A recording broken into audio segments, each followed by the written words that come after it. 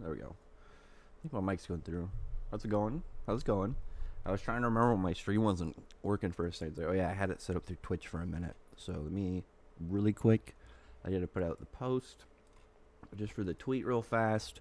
And then I'll read any comments and we'll get kind of started. The chapter's not going to be out for about 17 minutes. So we got a little bit of time just to get things set up and just to make it easier for everybody before we, get going. And plus, if you guys got any questions or anything, comments that you want to put in there, general things, you just say hello or whatever, just put it in the comments. I'll read it in just a second.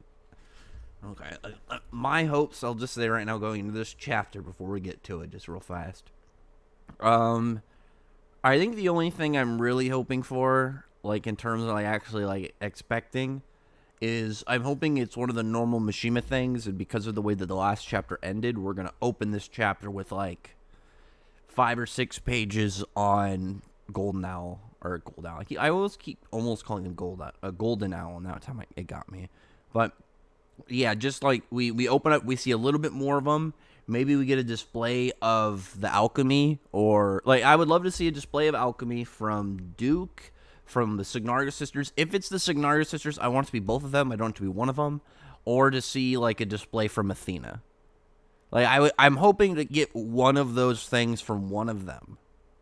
Well, I guess that from one of them. I guess I just want to see one of them, show a display of their abilities. But if it's just one of the Signario sisters, I want them both to do it. I want to see a display of both of their abilities just to get a little hint. And granted, they can each have multiple abilities. Alchemy, I would imagine, at its base, is more flexible than magic, just because magic, you go into like a specific style and branch. And alchemy, I would guess, you would have to start way more at like the basics and learn like how alchemy works way more at a core level and at like a more flexible level than magic, because I assume with alchemy, like you would need to know like the basic alchemy set, like the periodic table of elements kind of like style, knowing how conversion works. My guess, just because it's science based, like you would have to have just like a better understanding of the core of that moveset, of that power system. When anything Ian do appear again? I thought it'd be at the end of the last arc. Maybe this one. The stuff with Viernes, depending on how it's handled, like we go into some like weird concept stuff. Maybe he's got some other ability similar to like Alderaan, where he knows that Natsu is like not entirely human, and we can have something go from there where it trails onto some E&D stuff. I don't know. I figured it'd be within the last arc. I thought that was a good time for it. So let me just get a post up real quick. I'll just say like I'm hoping for some Gold Owl exposition. Gold Owl exposition. This chapter. And then I'll put like the little fingers crossed emoji.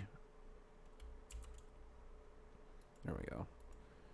Let's put the things in there, the hashtags, and then I will get to actually talking about, getting stuff prepped up for events to come this chapter. Like I said, my big hopes today primarily are just getting a teaser, essentially, like a power teaser of one of them. But I'm counting the Signario sisters as a duo because they're referred to as a duo, and clearly they're designed to be a duo. So get something from that and really kind of just go off from there. Give it, some just kind of cool showing of what they can do, what we're going to be waiting for, just a tease. Like if it's Duke, I'd like to see just him do something really cool. Doesn't have to be something like crazy large scale, but if he could just do something like really neat, like say like he does something kind of like that. What's the thing with the Philosopher's Stone? Now I'm pretty much going off of Full Metal Alchemist, but it's like you can make something from nothing. If he can just do that, he just like takes his hand out, opens it, and then just creates stuff. Or if he's got the ability just to turn anything into anything else, kind of alchemy. I'm trying to think of like what would be really cool without it having to be like, oh yeah, he's got to be a display at his power level and show like how he's gonna throw something that's like a threat to a planetary. But I don't need him to do that. I just want him to do something that's like really cool, like little sneak peek of what we're expecting. Your thoughts on Sting being Guildmaster? I prefer Minerva instead. I think Sting's fine. I don't think you could have done it with Minerva in the story without Sting giving her the position. But I also think that Minerva, given her personality, I think would make a better right hand like advisor, because out of the entire guild, she like when she's not having like an emotional like some like anger issues. She doesn't seem to have them anymore. She seemed to got over like the stuff with her dad, but like she would just have like parts where she doesn't seem to be thinking rationally, where she's like anger panicking. But like, I like Minerva. I always I mentioned before I was actually a day one Minerva fan, and I always actually really wish that she stayed an antagonist and didn't become a protagonist again. I always really liked the idea that she was going to climb the bad guy ladder, like until essentially, like in my mind, it was what would have been Alvarez, but that wasn't part of the Mishima plans. I wish that it was like one more arc of her being a big bad, and then it's like Irene being Urza's backstory enemy, that arc, like her big main end boss, whereas Minerva would have been like her big match opponent, where it's like through all the stuff that she would have done, she would have like demon stuff, maybe getting like powerful abilities and stuff, going to Alvarez, getting an enchantment from Irene. That could have been something really cool that just shows like her kind of like getting stronger in any way she can, cheating in some eyes, but like essentially just, again, by all means. And I think it actually would have been really cool if like it's like while like think about it in the story, the irony, it's like while she's trying to like switch her and Nineheart, it's like while she's trying to catch up with this obsession with trying to be better than Urza, she doesn't even realize the person that she's has to go to and pretty much like beg power from is Urza's mom. I think that would have been a really cool plot twist. Take Irene, make the mystery a little bit more mysterious, or at least maybe like Minerva doesn't directly know, like she doesn't even get to really see Irene. There's like a magic that does like something that prevents her from really like obviously connect, like getting the suspicious connect 2 points. I guess for manga people it's different, because for them like the only thing you probably would even consider is like the hair color. Do you think Athena is Machias like, well, Ina looks very robotic like Cure? I think so. I really like the idea. I think it'd be really cool. And I thought of this a little bit over the week, because we talked about this last week just for like a brief period. And I think it'd be really, really cool for the world building. It's if we find out that, like, say, I'll say LF Sterea's student. I'm on the partial belief that Duke is LF Sterea's student. I feel like that's at least as of right now, a very strong potential. There's obviously, like, it could just be, like, he was in the guild at one point. He knew Duke. Maybe Duke betrayed him. Whatever the actual context ends up being, even if he is just, like, oh, yeah, he was LF Sterea's lost apprentice. You could have, like, oh, because of his research, similar to, like, Zareth and trying to figure out a way to kill himself while researching how to make, like, a powerful dragon slaying weapon, and the prototypes for Athena, you have that he made, I wish I knew how to pronounce her name, Machias, whatever. He makes them, and then you have world building bam with them. You have an easy way to introduce a handful of them, like maybe like 2 to 3 others in this arc, and then bam, that's going to show a little bit more of their race. Because the thing about Wall that I found really weird, like I wish I could have recorded my live reaction really when it was like the concepts of Wall came out, obviously him being a robot, because it's like it's cool. I like that it's like there's somewhere in the verse that there's these like highly advanced, intelligent, like organic machine creatures.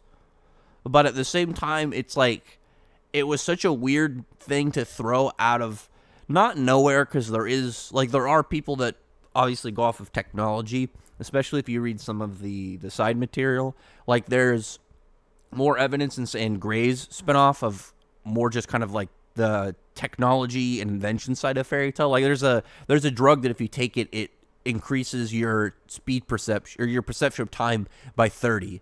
So it's like 1 second becomes 30 seconds to you. So it's like no matter what, if you take this, it's just like you're giving a character a times 30 to what their senses are, which can be crazy depending on who you give it to. And then you look at stuff like Sting and Rogues. We got another ancient weapon. Wasn't as powerful stuff like Nirvana or Real Nightmare, but it was a pretty powerful ship. As well as in actually the Fairy Girl spinoff, there is even a bad guy who the whole plot of that little mini arc is that he wants to try and show that science will replace magic. Like, so it's like not like this was a concept that didn't exist in the verse. And there's been other technological stuff throughout it. But obviously, like a straight robot who also is using alchemy. And the alchemy right there, it's like that's a connecting point between Goldal and Wall. So I might do a video on that just because I think that there's enough evidence to go off it. I haven't put a ton of stuff towards it in this last week, but I do think that it's very likely. And I think it'd be really cool because it would do a lot of world building and a lot of things. Because the thing about 100 Years Quest and Alvarez you do have to keep in mind is though Mishima, during the point of Tartaros, was like, okay, Alvarez is going to be the end, he already said that during the point of Alvarez, when they actually got there, they were already getting stuff set up for 100 Years Quest. So Mishima was doing stuff in Alvarez with 100 Years Quest in mind. So it would make a lot of sense if something like, oh, that just dropped in. It's actually a plot point for later. We find out more about stuff for later about, like, the Machias and alchemy and these, and just how they're in the story. That it's like one of those things where it's an easy fix. It's not like it was a problem, but it's like kind of like Selene and Daedalus, where that decision just made the concept and stuff around Daedalus better by default. It improves things at a foundational level because it will add context, give lore, world building. It'll just be like a W in all aspects. Let me see. Is it cool to Origin? Yeah, it really would be awesome. And on top of that, it would make sense considering that it's the last chapter of Volume 13. You think it'll end on some crazy cliffhanger? Probably. We'll probably get something like the fairy tale group heading towards the city of them. We'll have Jalal there. There might be like I feel like it'll be one of those things more about not like a crazy shock ending, like we're gonna go, bam, Duke just appears in front of them kind of thing. I think it'll be more like, my guess, it'll be the end of the chapter. It's one of those ones where they're going to Goldal with like a plan that we find out in the chapter. Selene and co, like maybe we see them, and it's just a reminder they're looking for Athena. They don't know that it's a Goldal yet, so it's just like one of those things where it's like you're reminded that they will eventually reconnect with the fairy tale crew, and then it's like we find out at the very end, like the plot twist, like the big plot twist would be like, oh yeah, well they're coming and they're playing as like a mission of stealth, like maybe Duke knows about them, or it's like hinted that Athena like has some form of like way of already being aware of them. Like, maybe it's like they entered the city at the end of the chapter, and they're, like, in disguise, and then, like, Athena's in the castle, and she looks over, and the chapter ends with her clearly being aware of something and doing, like, some form of scanning or analysis ability. Like, something like that is my guess.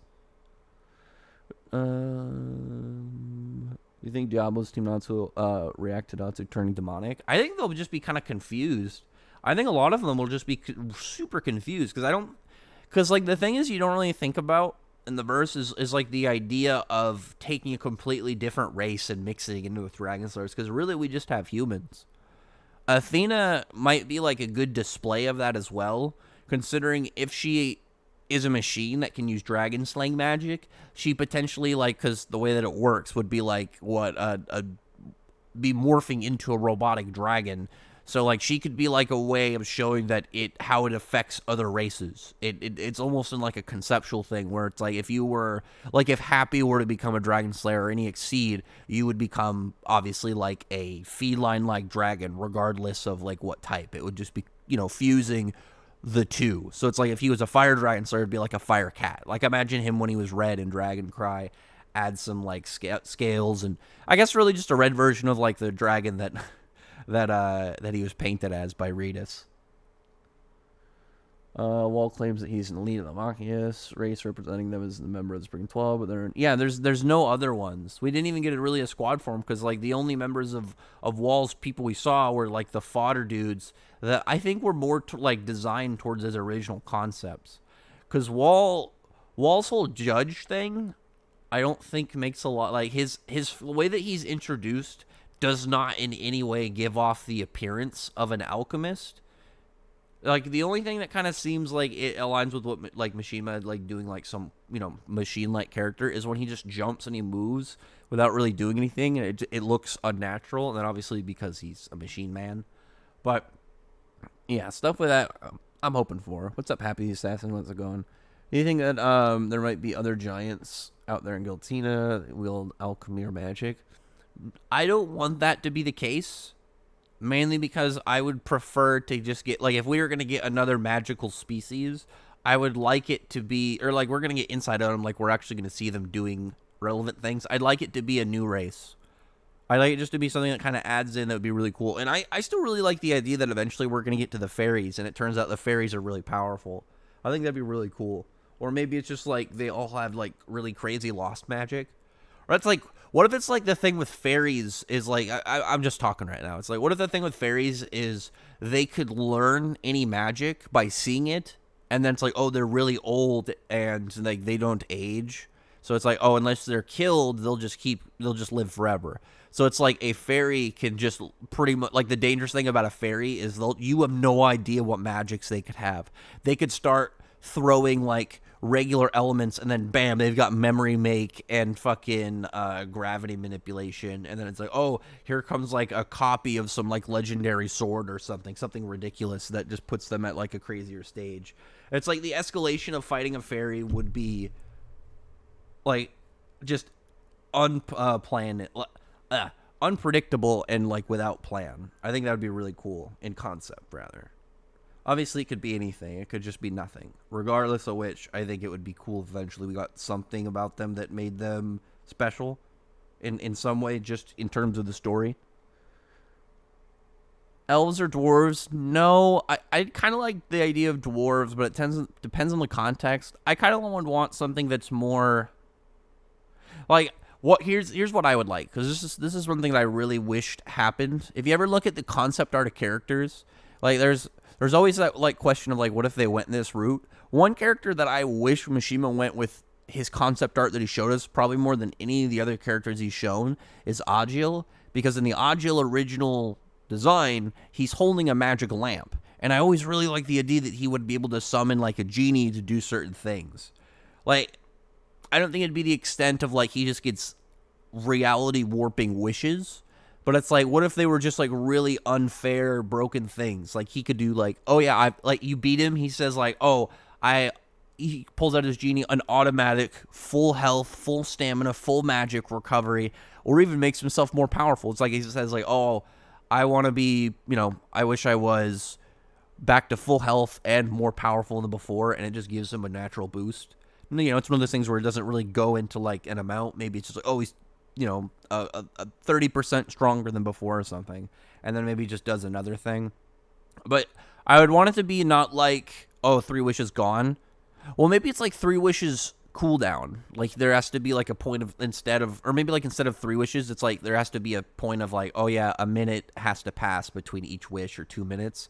Or it'd be like after so many wishes, kind of like Bloodman's, I guess just what I would assume is Aetherius form pretty much with the 3rd seal. It'd be like he has something like that where he transforms after that. Like it's a cause and effect of like stacks. Anyway, let me get to the chapter. I'll read the chapter. Once I get through the chapter, I will obviously read the comments. If you guys got anything you want to tell me, just put it in the comments and I'll get to it after I get through it. The chapter art is a picture of Lucy. She's just eating some grapes. It's just, it's just a little bit of a looty cover. Nothing crazy. Just a nice one. But yeah, so it looks like they're already traveling, and they're already heading back to Giltina. They're on a boat, but it doesn't look like they're there yet. Oh, we actually have some of the Sabertooth people there this chapter. I wonder if they're going to stick with them the whole time. I'm 100% cool with the idea with them hanging out. Sting, because I want Sting and Rogue to do something. I would like Sting and Rogue to be relevant in this arc. Any of the other members I would be surprised of, like if Minerva or Yukino do anything. I know some people were talking about, like, for the Signario sisters. I saw this on Twitter. It's like people were saying, like, oh, it shouldn't know. Let's have Yukino and Serrano fight him. And it's like, do you know how fast they would get their shit kicked? Like, here's the thing. Angel's strong for, like, your average wizard. She has potential. She was nowhere near the Spriggan 12. Where was Yukino in comparison? Yukino has 3 keys. She is not fighting anybody, even in the Spriggan 12 tier. Why would you think they're going to fight the Signario sisters, who are clearly above God Serena? Like, no. Absolutely not. It's ridiculous. But Yeah, we got them just kind of hanging out. Obviously all the Dragon Slayers are not doing well with the motion sickness. Jalal being there, obvious huge plus. Like Sting and Rogue being in the arc, I was a fan of. Jalal being there was my big thing. I did a video actually on it a while ago, and it was like Sting, Rogue, Jalal, and Gildarts. So it's like Gildarts not being there. Dang, we know he's gonna be there eventually. Just it's like, yeah, he'll be back. Don't worry about it. He's just one of those characters. He'll show up every few arcs. But they're just kind of talking. I'm guessing they're giving exposition. Okay, so it looks like they're either arriving in a city that will get there or in the city. I think it's connected.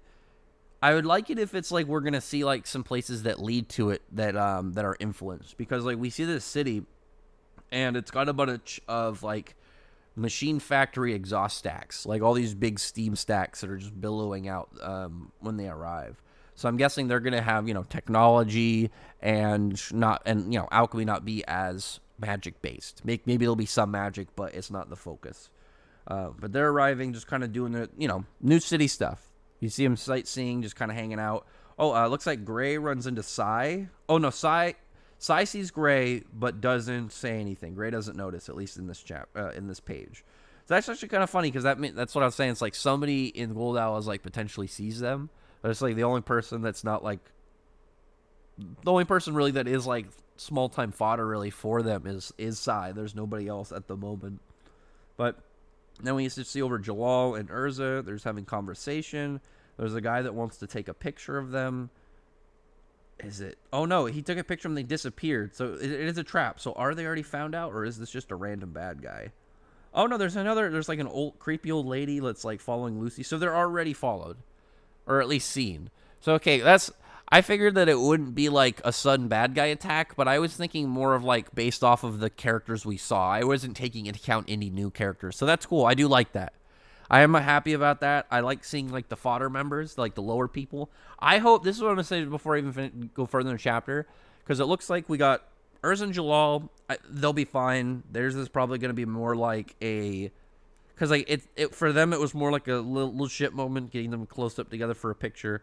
But like it was done in like, oh yeah, it's awkward. They're posing for a picture, and then they're trapped close together, and it's way more like, you can tell. Obviously, it's way more like Urza Jalal embarrassed just based off of both of their faces, and I think they'll be fine. I don't have any like belief that they're gonna struggle in what looks just to be like some weird trap. Can't really tell where they're at. It just looks like there's some like enclosed walls. But I mean, like, you put two of the strongest wizards in the world together that also share a very powerful bond, and it's like unison raids are a thing in the verse. So yeah, I mean, I have no doubt they're gonna be fine. If they were like in a spot where it's like they had like the characters were shown, it's like, oh yeah, they're natural counters. Like, oh, this guy has, I don't know, he's got a bunch of like little black holes that like is designed for spatial wizards or something like that. Not spatial, but like celestial. I guess for Jalal it's heavenly body, but you know what I mean, like space style wizards. Like, oh, it's like, oh, light based abilities and things. And then the other one is like, oh yeah, I have something that is made to like counter weapons people, or it's like I'm a martial artist maybe that specializes in fighting people with weapons specifically.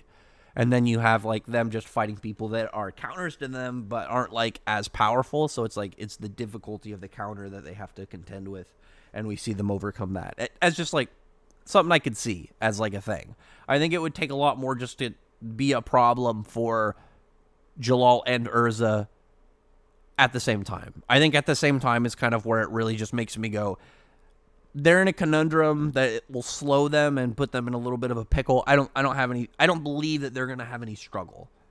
Like, whereas like Lucy might run into a person that has like a dangerous, tricky ability. If she's by herself, obviously that's a different scenario. Because it's like when you're with somebody, you obviously like you have somebody's got your back. Things like surprise attacks and like different areas that you can get like sneak attacked or surprised into like a hacks or just something that like is more of an issue of being overwhelmed by like some weird ability or something that just an extra set of eyes and somebody having your back would really benefit you in the fight against. So this like creepy person that Lucy's going against, I personally would like I want Lucy to steamroll this. Like, I want Lucy to just show like a fight where she, out of everybody, just this is one of her fights where she's like, you have some weird tricky setup.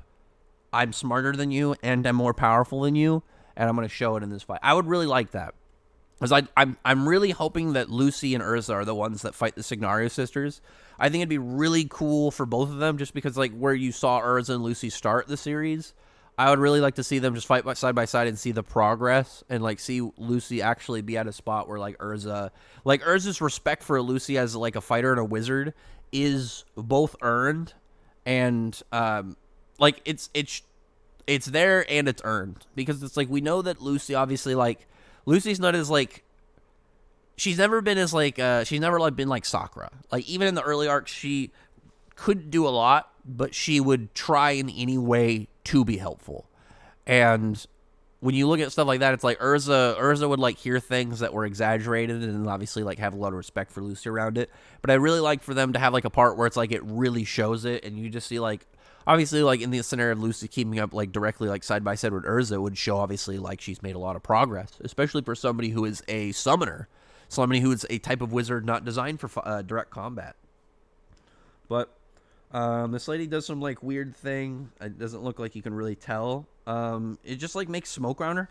Her design looks really cool with that. Like, she, in terms of, like, this telling you what she looks like, just imagine, like, a short lady. She's, like, got a cloak. But, like, she has this kind of, like, classic skeleton face. Like, just because she's, like, an old shriveled lady. It's because of the eyes. Like, think of, like, the way that, like, skeleton eyes are, like, Sans or somebody. But just think of something like that. Easy example. But, like, think of just, like, that, you know, black eye sockets with just the pupils in them. She's got, like, the super wrinkled, withered mouth. And she's, like, making smoke around her. Like that, and it just looks pretty spooky. I like this. I would have expected a character like this around Halloween. But some fodder jumps Natsu. I don't expect them to really do anything, especially these first dudes have, like, generic fodder designs. I expect, okay, this guy looks kind of cool. Okay, hold on. This is the end of the chapter. So it was like it wasn't the one that I was saying, like, I assumed it wouldn't. I assumed it wouldn't be, like, big, scary, like, characters show up. My belief it'd be more of, like, a kind of, like, surprise ending, like, you know, obviously, like, them being found out by, like, Athena or something. But it seems more of, like, just, like, guys in general. Looks like Sai alerted his guild. This guy at the end, I don't think he's in Gold Owl. He has a completely different emblem on his chest. So I'm guessing it's kind of like how there were guilds that were subservient to members of the Balam Alliance. That's probably this, where there's going to be alchemist guilds that work for Gold Owl. This guy's design, though, I really like. And I've talked about this before, because Mishima doesn't do a lot of just giant muscle head beef guy designs where it's just this overly gigantic dude. Like, for example, One Piece does it all the time.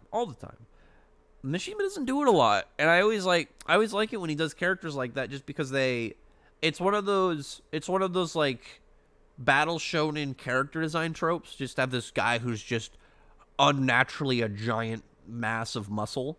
And Mishima just doesn't do it a lot, so I'm always happy when I see one. But it's obviously, it's the question of, like, how strong is this guy going to be?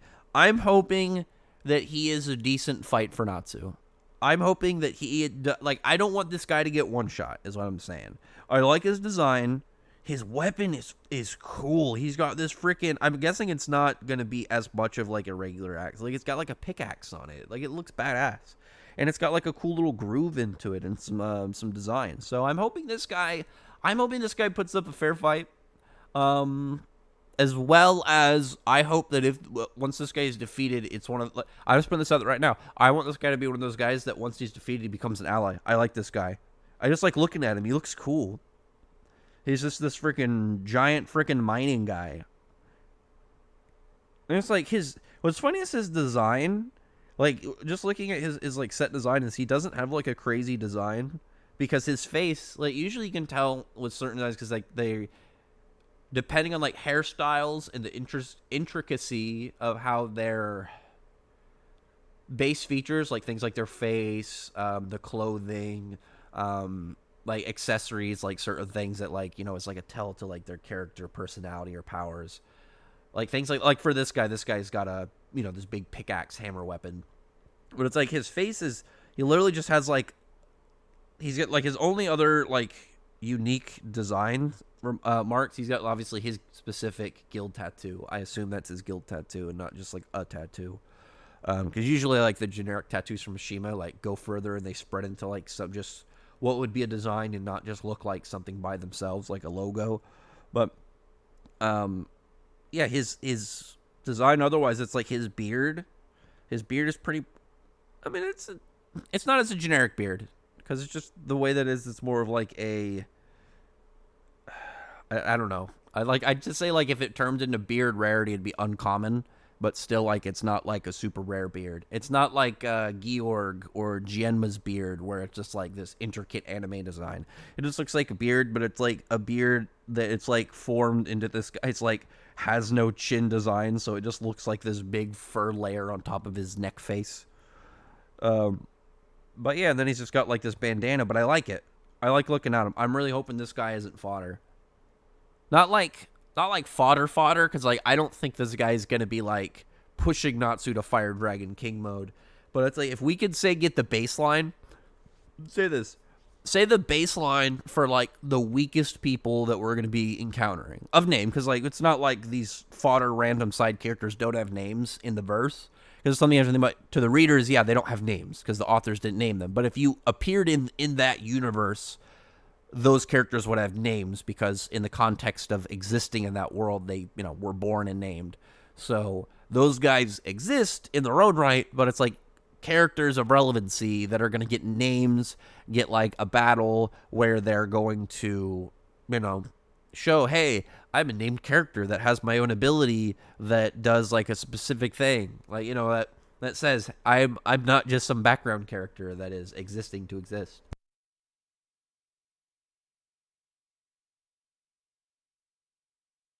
So we'll see. Like I said, I really like this. I think, is the new chapter out? Yes, the chapter is out.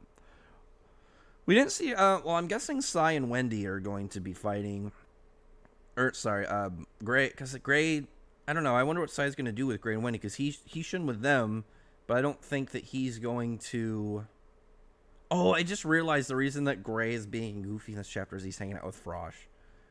Yeah, because Rogue had motion sickness, so Rogue was, maybe Rogue got split from Frosh again. Yeah, Frosh and Lecter are hanging out with Carla and Wendy and Gray for some reason. And I guess if they're just chilling, that's fine. It's not like there's any scenario where it's like Frosh is in danger. And regardless of Rogue's, like, worry whenever Gray tries to be, like, close to and too friendly to Frosh, anybody chaperoning Frosh is better than Frosh being by himself because he will get lost and he will just wander off because he's a goofy little frog boy.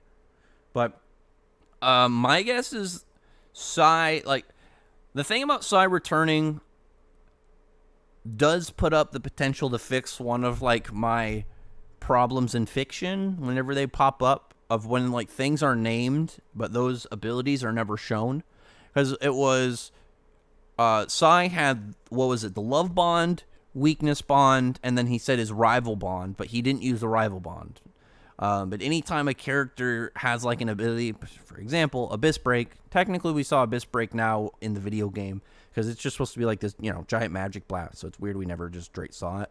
Or like the actual effect of Genesis Zero until the anime. But... yeah, hopefully he'll do something to show that. I don't know when here it would be beneficial to use Rivalry Bond. Because, like, I just don't know when... Like the other ones are situational, and, like, all of Sai's abilities, are very situational. I've talked about it a bunch. Like, what happens if the person is in love with somebody more powerful than them? Like, not even just the idea, like, I don't know the extent, because it's like, I imagine it's just based off of, your concepts, the person you love, and, like, your beliefs. It's not like you have to spend X amount of hours for that ability to work. So it's like, what if you were a character that was in love with somebody who was way more powerful? Like, what if you were in love with Irene? And, like, it just turns you into Irene, and then it's just like... Or Celine. I doubt it would go to Celine, but it's like it turns into Irene. I guess it depends on just the extent of obviously the hacks of the ability. But it's like turns you into Demaria, and then it's like, what does this lady's ability do? And then it's just like the next thing Sai knows, his throat is completely cut open. And it's like, this chick stops time, and it's like, wow. this sucks. Like his power is more situational than Walls. Like Walls, not Walls. Nine Hearts. Because I said before, like if for Nineheart, if he never ran into anybody that died, because I assumed that Nine Hearts, like trump cards, like aces up his sleeve, would be powerful people that have died either around him or that he's defeated. So he has powerful Historias just in case. Because like if you're fighting somebody powerful that say has never had anybody like around them die, or it's like you have somebody, because like imagine if Urza wasn't hurt and she was fighting all of those the Historias of people she's defeated, because they were strong, but I don't think that they were strong enough individually that if Urza was at full power that she wouldn't have been able to handle pretty well.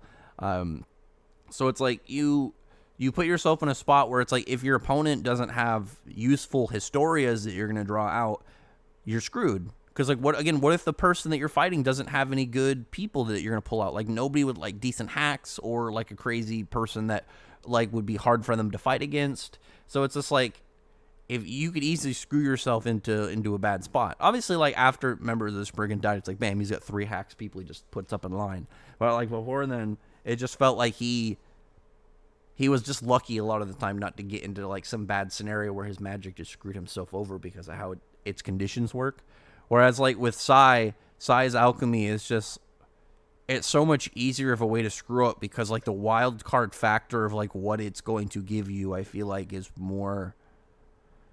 way more, like, set, obviously, off of their concepts that it's, like, it's easy to screw up. Like, you know, obviously with Wolf, then, oh, yeah, he takes the form of the strongest person that, like, this person can think of. But that also depends on the person. Like, it's not as, like, dead set and, like, as versatile, because like they don't have as much control over like what they're getting. But yeah, I really like this guy's design. All the designs, like the first guy looks a little silly, like the guy with the turban, but Mishima always has one dude silly in the group. I'm actually pretty happy that if this guy's the more silly person, he's like the goofy, he's gonna have the goofy traits and be like a silly man.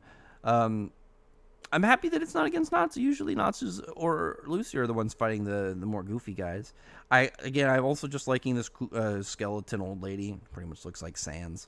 And then the last guy. I'm hoping this guy gave his name. This dude, this freaking mining guy. I don't think so. My guess is probably we'll get it in the next chapter. Mike, if I had to guess, I don't think we got any of these bad guys' names this chapter, and it'll be something we'll get next chapter, or like whenever we get to their fights, it'll be like, oh, I'm someone. We're in a guild that, is contracted under Gold Owl. Something I'd also really like is like if each of these guys, I'm hoping they're all part of the same guild, and it's like they're part of a team. We get a cool team name, or if they're all in different guilds. I think it'd be cool if it's like if these guys were in different guilds, and it's like, oh, these are just different alchemy guilds that are working under Gold Owl. Because like you could easily have these guys be powerful, and it makes sense by just being like, oh, these are the aces of each of these alchemy guilds. So it's like, oh, we're only going to be fighting the strongest people for each of these guilds. Like, so like instead of, think of like, I'll just pick a number, 8. They're like, oh, these are the 8, I don't know, gold alchemists that we've put under. Like they're pretty much the group right below God Serena, the Signara sisters, and then it's like Athena, Duke, and stuff. Like you just think of the hierarchy level. They're right smack dab before you get to God Serena and all of them. But it's like I said, if it's like, oh, their baseline, it's like Lightning Flame Dragon mode Natsu. Like Natsu fights this guy.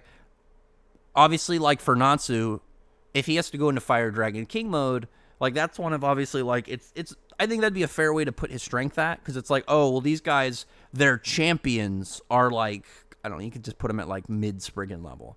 They're strongest people. Because like when you think about like the power kind of set for characters, the Spriggan 12, the reason the Spriggan 12 obviously are at their status and what makes them so big is Zareth gathered them from across the continent.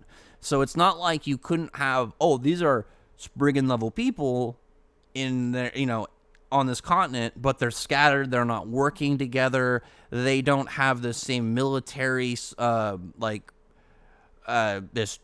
functionality and structure and capabilities. Like, it's just like where it's like, yeah, you can have one of these characters who it's just like they are comparable, but it's like it doesn't really matter if a random guild has somebody who can 1v1 brandish if there's 11 more people and 3 stronger by far, plus Seraph, plus million plus soldiers, plus anything else that Alvarez has that makes their might overall just tremble, like makes these other groups tremble. Oh, I just noticed that one of these dudes too, one of these fodder dudes, a couple of these fodder dudes, they have the same guild mark that this guy at the very end of the chapter does. So I'm guessing that is definitely their guild emblem. Fairies from Natsuno Taiziverse. Oh no, so like the fairies are powerful because like fairies are powerful creatures. I think they're high-ranking magical creatures because usually fairies have pretty well regard.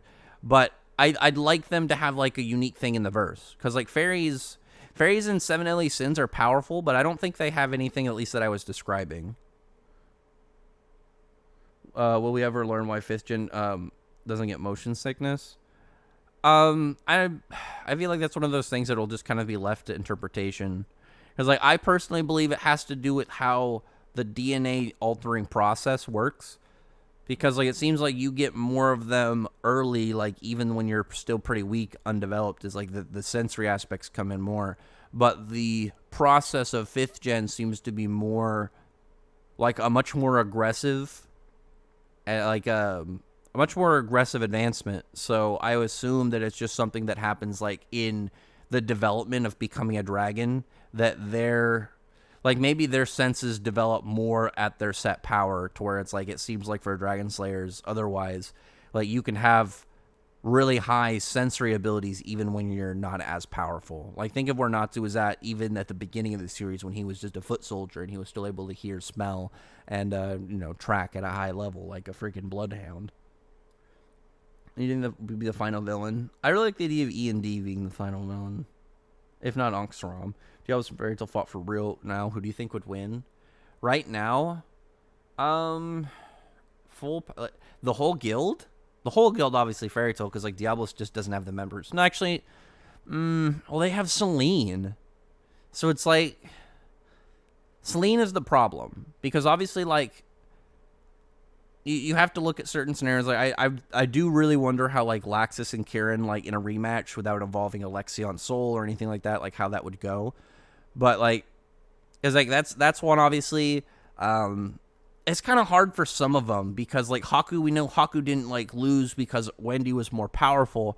It had more to do with like obviously him not wanting to hurt her really, and Wendy just being like a very versatile hacks fighter, as well as with Misaki and Urza. The tables could easily turn if Misaki just takes Urza more seriously and sees her as a worthy opponent at the beginning, because I don't think that it's like, oh, Misaki, like, you fought him again, Urza would just win. It was way more about, like, Misaki just not, like, giving Urza the due credit that she deserved, and it put her in those spots where she underestimated her opponent, she got caught in ability, and she lost because of it. And that happens sometimes, but it's just how it is. As long as she learns from that, I think she would do much better in a rematch. Do you think we'll see Georg again? Yeah, maybe it's like a human transmutation. Maybe that'll be for some of the Diablos members to fight, kind of like how Sting and Rogue fought Demon Georg. Ochel and Sting and Rogue have solo fights. I'm hoping. No, Sting and Rogue won't. They're not gonna have a solo fight. Sting and Rogue will have a duo fight. I don't think it'll be the Signario sisters. Before people say, I think it'll be maybe some other characters. Like I think it'd be great if we had like. Maybe, like, the strongest people, like, imagine this, the strongest members of, like, this guild, or, like, this group, where it's, like, again, these are the strongest people out of, like, one from each guild of, like, the top alchemy guilds that are directly working under Gold Owl. And it's like, oh, maybe the strongest one, he put, like, Natsu had to go into Fire Dragon King mode, and it wasn't even fully decided. Like, maybe it'd be like, it's clear Natsu would win, but he would have to put effort into it at that stage, where it's like, some of the upper people in the Spriggan, and then that you have that be a Sting and Rogue fight, where you have them fight him. Kind of like with Larcade, but without, needing elemental counters and help from, like, Kagura and stuff. Really just kind of, like, show things, like, because I'm really hoping, and I'll be really, like, this is legit, I will be upset if once we get to Sting and Rogue's fights, and in zero way do they have access to, like, doing, White Shadow Dragon Dragon Force. Because, like, there's no way that it makes sense that they would just not practice it within the year. If it's like, we've been practicing, we haven't mastered it, but we can kind of do it, that's fine. But it's like, it has to be acknowledged that they were like, hey, we should learn, like, how to do that at will. Like, how to, or at least, like, how to, you know, we can just do that in a fight. You know, we throw each other some of our magic and we, you know, do this hybrid Dragon Force boost. Because why would they not? There's no reason for them not to get it. Like, they could never achieve as powerful a Dragon Force as Natsu, but just the fact of having a 2-element Dragon Force and the fact that in those scenarios they'd be fighting already as a duo would be really useful. Because, like, imagine if it's like both of them can, like, go into shadows, both of them can lock your movement.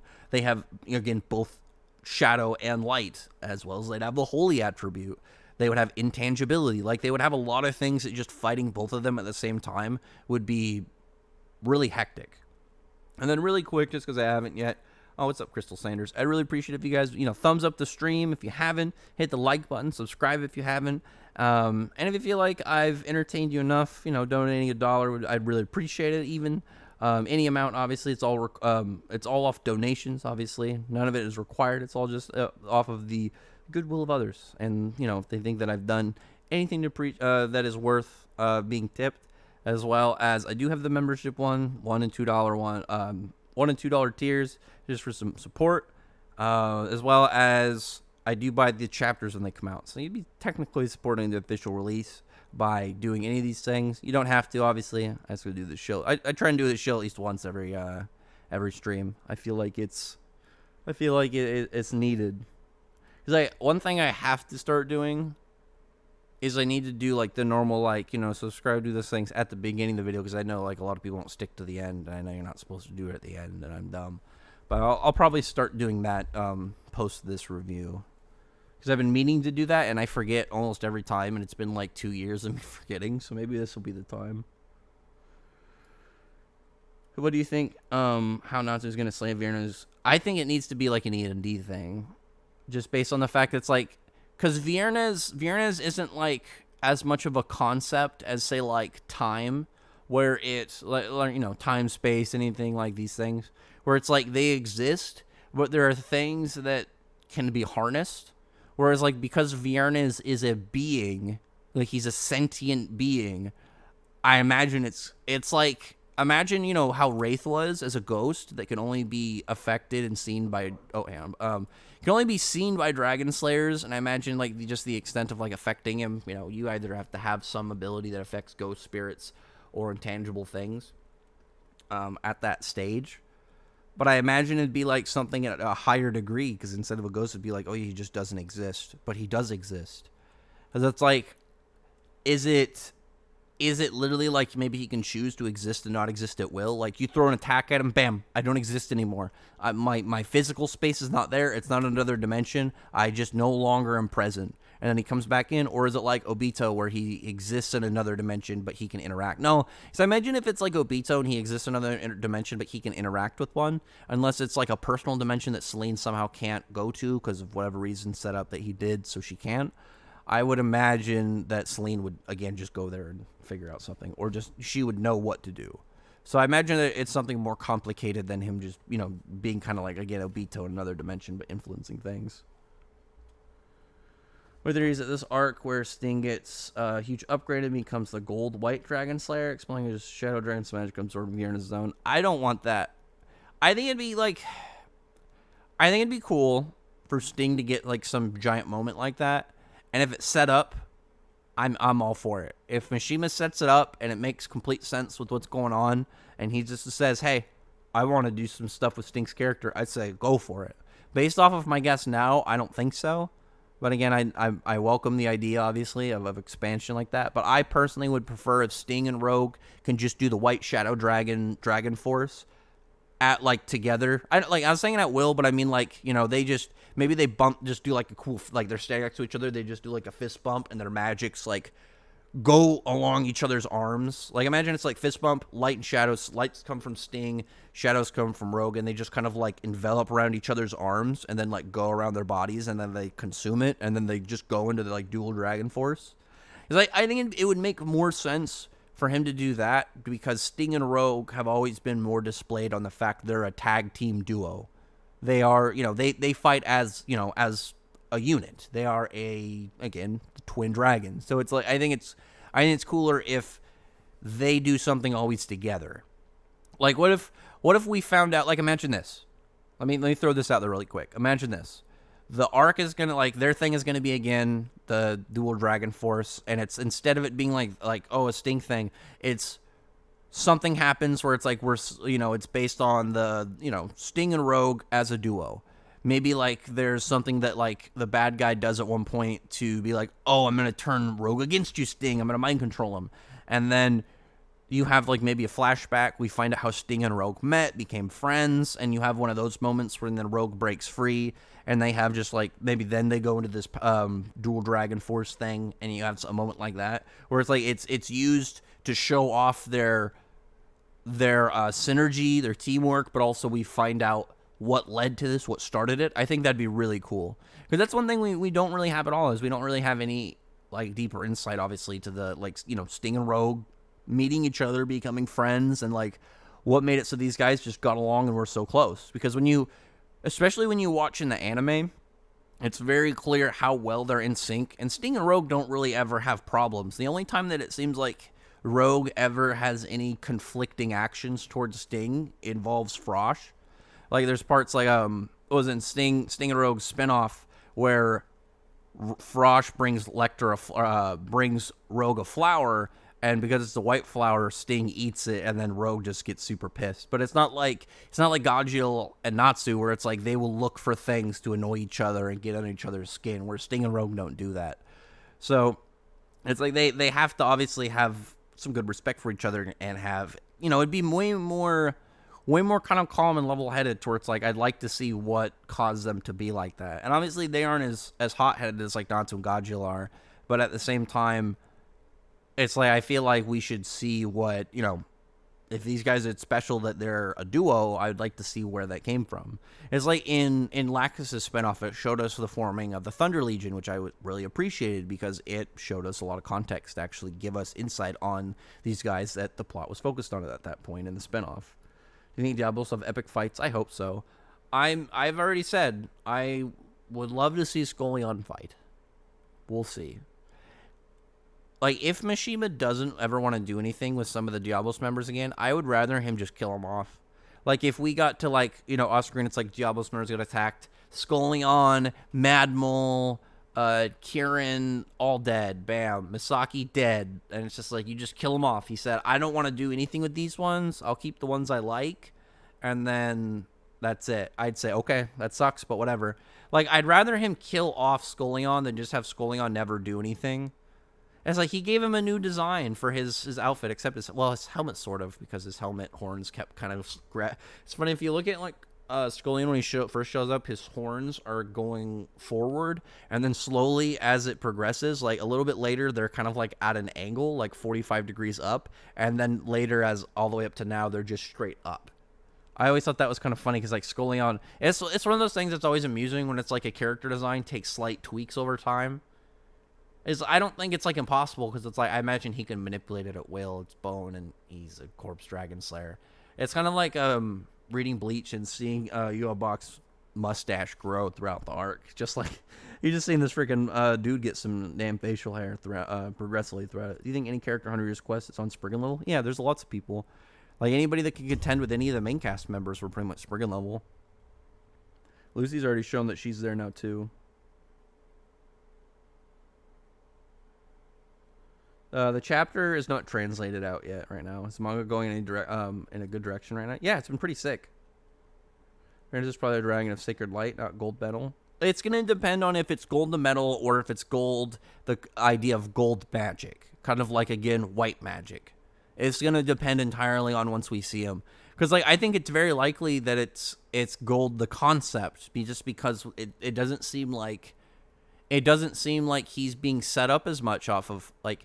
Well, it could be gold the medal, But if it is, I think it'll be gold, the metal as in more of like the fantasy style of like gold being a mystical metal that has like special properties and is better. Cuz like obviously like think about like games where like a gold weapon is good and then it's like gold weapons in like Minecraft or like a game that uses gold more off of real gold where it's like a softer metal and it's not, it's not that useful as much as well for fighting, like in terms of direct combat. But it's like, oh, gold will have like, special certain magic things about him. It's because like he has a halo. It seems more like we're gonna be doing some stuff with science, but it's like gold and alchemy. That's like the part that makes me think gold and metal. But it's like the other stuff would like his design makes me think of more gold concept, like light and holy things. But we're gonna see. Maybe it's gonna be both. I think it'd be sick. Athena versus Lucy for the Celestial Spirit Keys. Why would she have the keys? But I mean, it'd be cool to see that fight. But it'd be crazy to see Lucy fight Athena. I don't know, man. Machine foreshadowed Sting getting on Nazi's level of power. No, he didn't. Sting always just says stuff like that. Like, Sting has always said stuff like that. But on top of that, I don't think so. Because, like, here's the thing, Beyond. What's Rogue going to do? What's the point of Rogue being there? I don't want another arc where Rogue doesn't get to really do stuff. Here's the thing. Sting got more spotlight in the arcade fight than Rogue did. Sting and Rogue, as a concept and as shown with characters, are best as a duo. And I think it's not good for them as a duo if Rogue is constantly shafted and Sting gets to do all the good stuff. I think that's a bad idea because Rogue... What's the point of Rogue if Rogue is like borderline an accessory to Sting? I don't want that to be the case. I like Rogue. I think Rogue's a cool character. And that's one thing that every single person I've ever seen go through Fairy Tail, whether it's the anime or the manga, the first bits of going through Sabretooth, Sting annoys people. Obviously, he's set up to be a douchebag. People like Rogue. Rogue was set up, obviously, in that arc that you were focused on Sting. Rogue's in the background. Obviously, the Twisted Future Rogue. That's why you didn't see Rogue as much fighting, because Machine was saving to do stuff with Shadows. But, yeah, I think it would be bad for the story if Rogue got fucked like that. I think it'd be bad. Like, it wouldn't be like, oh, this is bad writing. I think it would be bad for his character. And it would just be like one character is getting so sandbagged for no reason to where it's just like, it won't diminish the quality of the story, but it will diminish the quality of who should be an important character. Because Rogue isn't just some random dude. Rogue was integrated into the Dragon Slayer plan that came from, the past. Like, Rogue should not be shafted like that. I don't want that to happen. I would prefer if Rogue got to have spotlight too.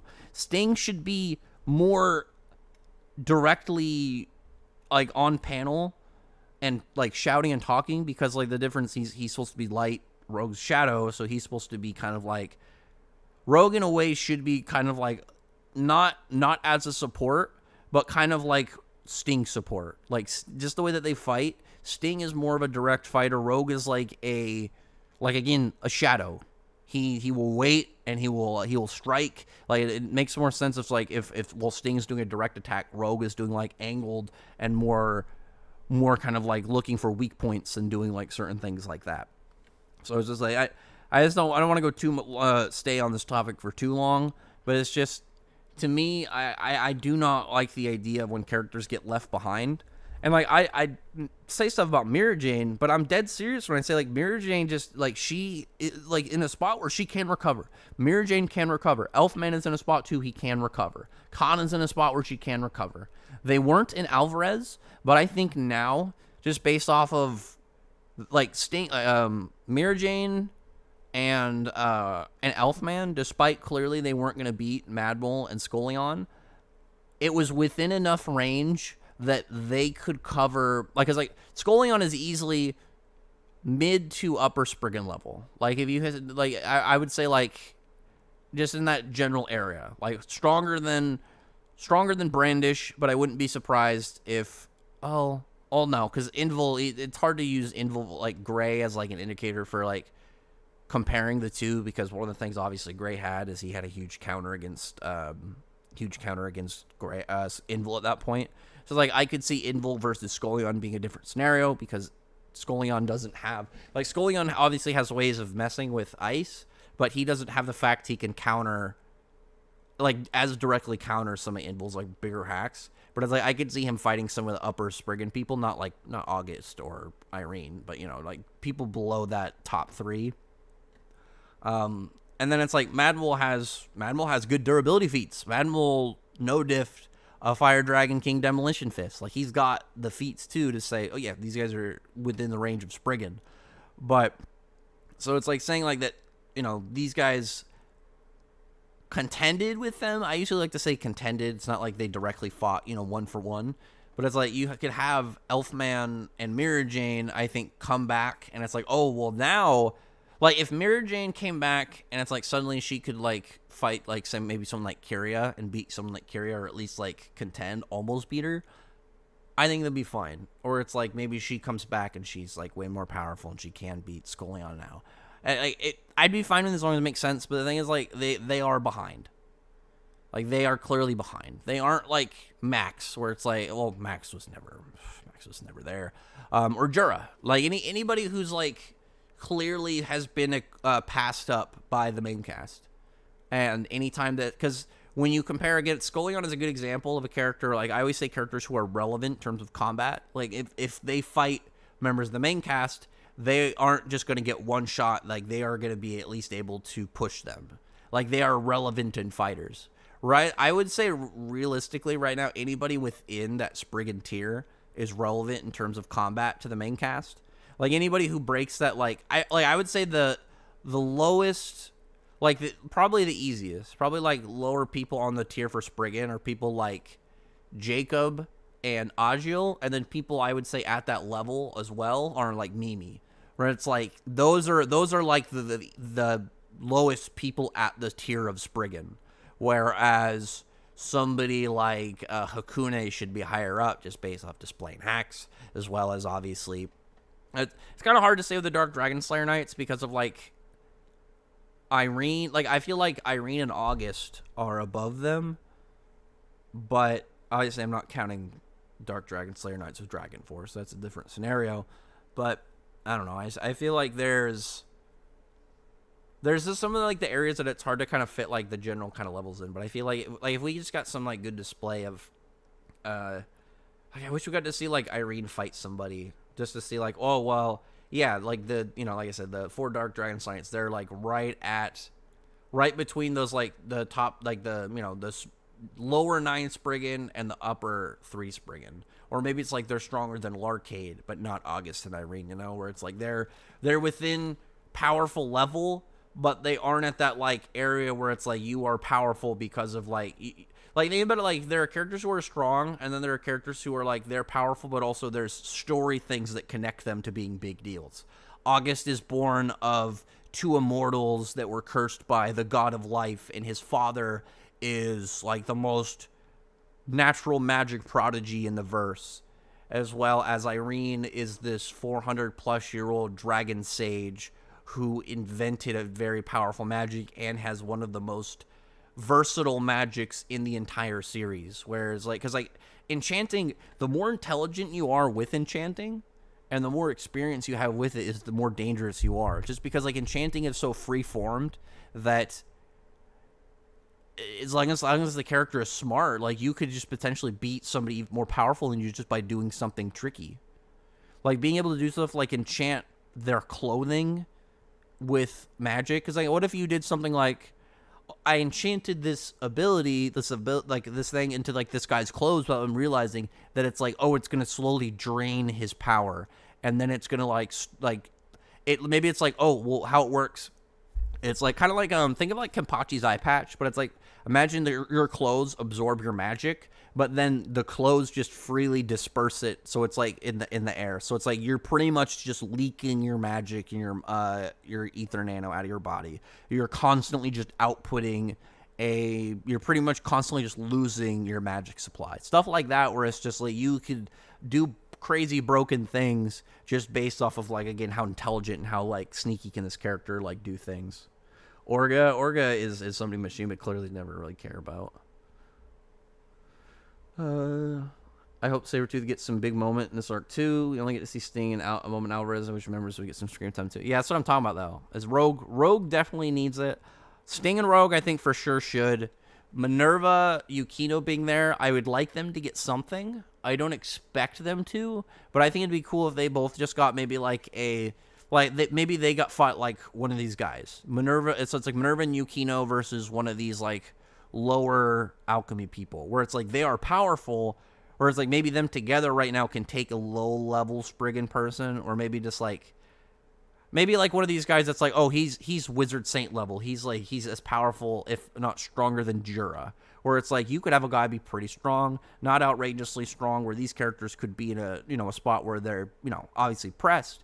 But it's like, imagine it's just like a 1-chapter fight. Maybe we get like a short 2 to 3 page bit where it's like, I'm thinking this, a chapter and a half fight, Yukino and Minerva versus some guy or some chick, whatever. Imagine it's like chapter and a half, and part of that is like we get a couple pages where it's like we show, where these characters went from, maybe they started obviously how Minerva used to be and how Yukino used to be, to like where they got along and kind of became friends. And it's just like a cool bonding moment with them. I think that'd be cool. I wonder what it would be like, because it's like, would it be a unison raid? And it's like, how would a unison raid between those work? Maybe you could do something cool with celestial magic and in territory, because realistically Yukino wouldn't be able to use Gottfried, but Lucy could easily tell her the enchantment and show her how to use Aranometria. 100% could. Or you give her a different spell. You could have her maybe she has her own just general celestial spirit attack. Like maybe she's like, yeah, I learned like a lower level one.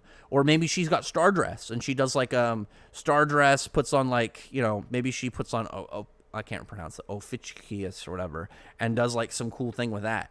Where it's like maybe makes multiple of him, and it's like all these snakes come out of these different areas and does just some cool big attack, and it just looks really nice from an art perspective.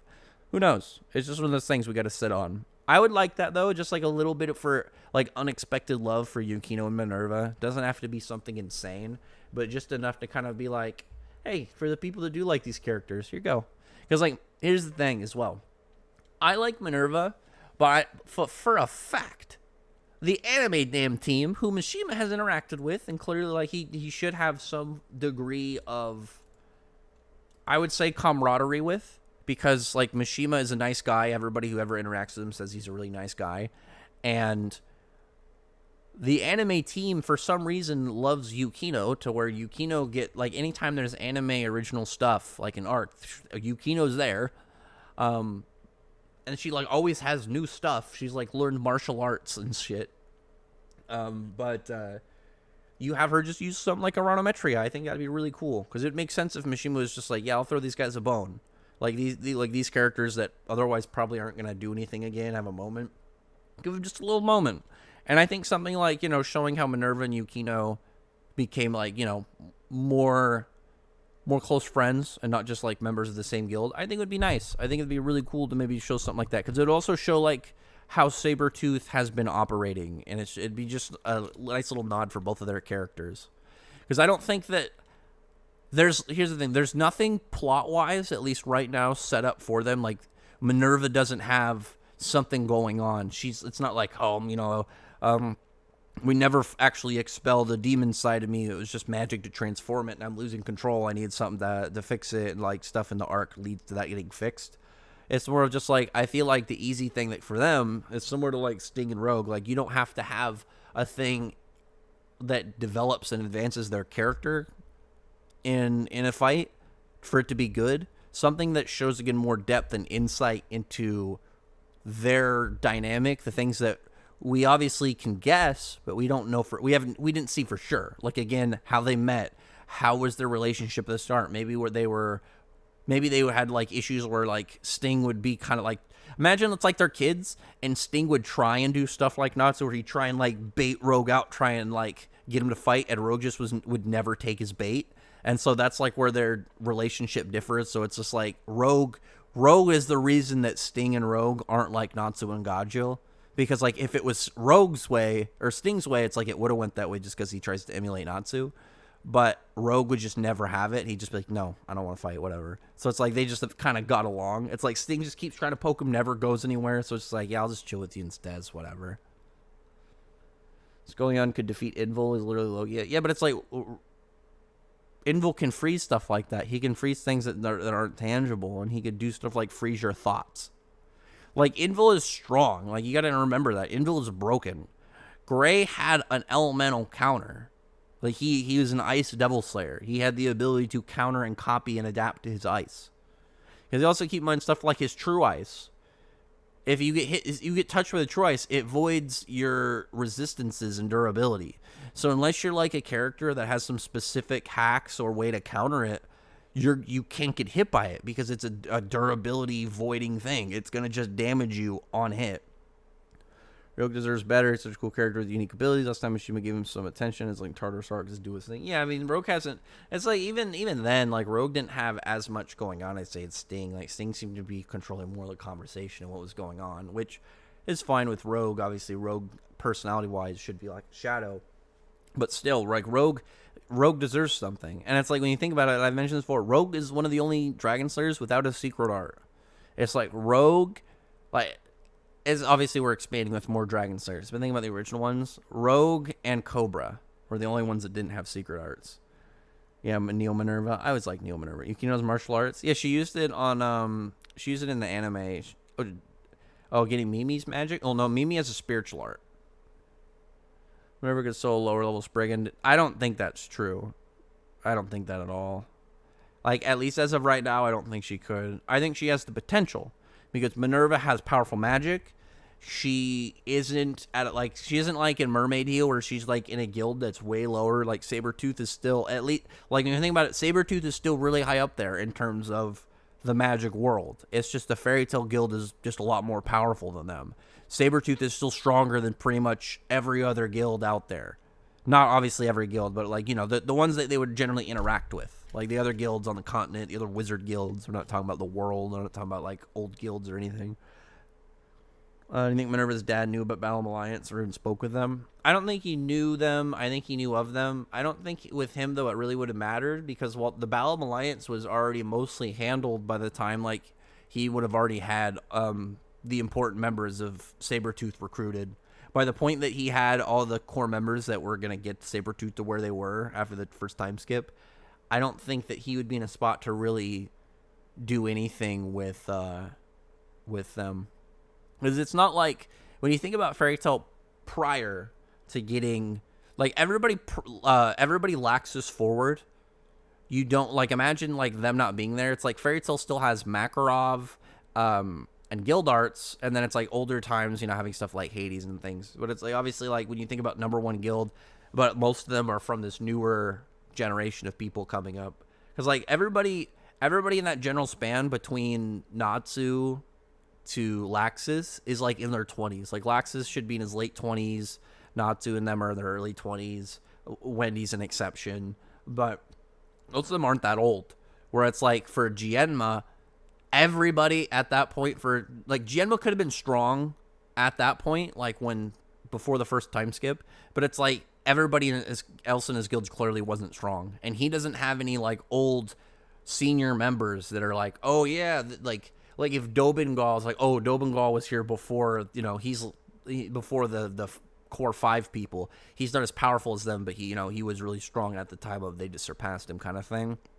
It'd be different, but it's like they don't have any of those senior members like Guild Arts or Jura or anybody that's like, you know, older, more powerful members that's like before this, you know, certain age or certain subset of characters join. So it's like, even if they were there, I don't think it would have mattered. What's up, Logical Geo? Wondering if 100 Years Quest will get a new volume with all the recent chapters. We should be getting the next chapter cover, or sorry, next volume cover relatively soon, probably within the next 2 to 3 weeks. Well, sorry, probably, I guess because it's bi-weekly, probably the next month to month and a half, I would say. Probably next month, because that's what, a month from now would be 2 more chapters, because this is the last chapter of the volume, which makes a lot of sense, to, you know, setting up some matches. But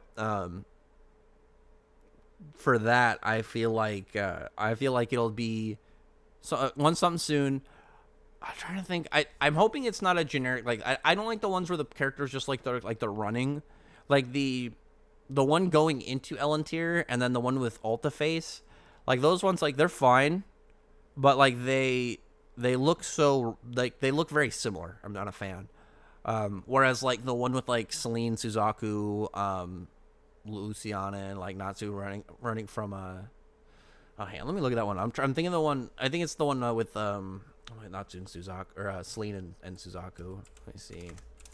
Because that's let's see, for 8,700 years quest. I'm trying to think of the one because I don't want to mix it up with the one where it's like Natsu or I was thinking the one with Stardust Luciana, and I almost said that the Stardust mixed one that obviously fought Kiria, but obviously that's like 20 chapters after. Volume what? I think volume 10. Let me see volume. It might be less. No, volume 10 is the Alta faced one.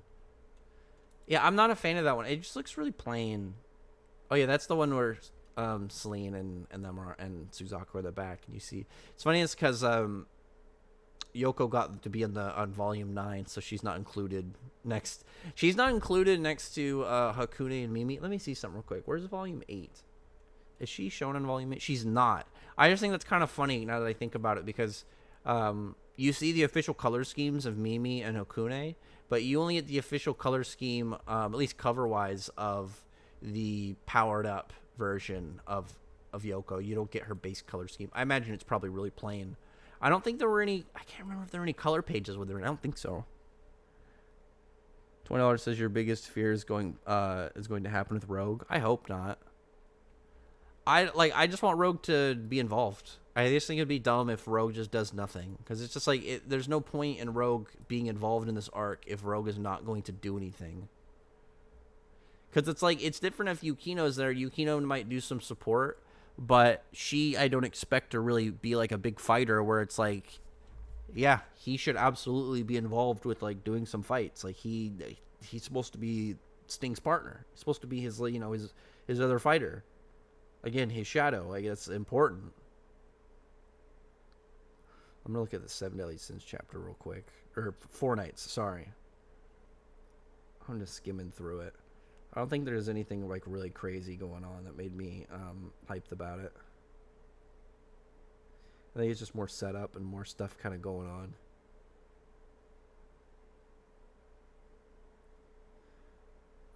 I think just more kind of like things going on. Things with Tristan, Percival doing stuff at the very end. Nothing kind of crazy. Just setup. Can I expect a character death this arc? I don't think so. Maybe so I've talked about this before. If anybody of value to die, like in terms of a big impact character, like I think they're like a character can die and it still be good without it being like some big game changing character. But obviously, like those are the ones that people are referring to. If anybody I think is important to like the cast and the story that could die and it would really hit is Gildarts. And I've talked about that because it'd be like you find out his backstory, his origins. You give him like just one like massive badass hurrah outing.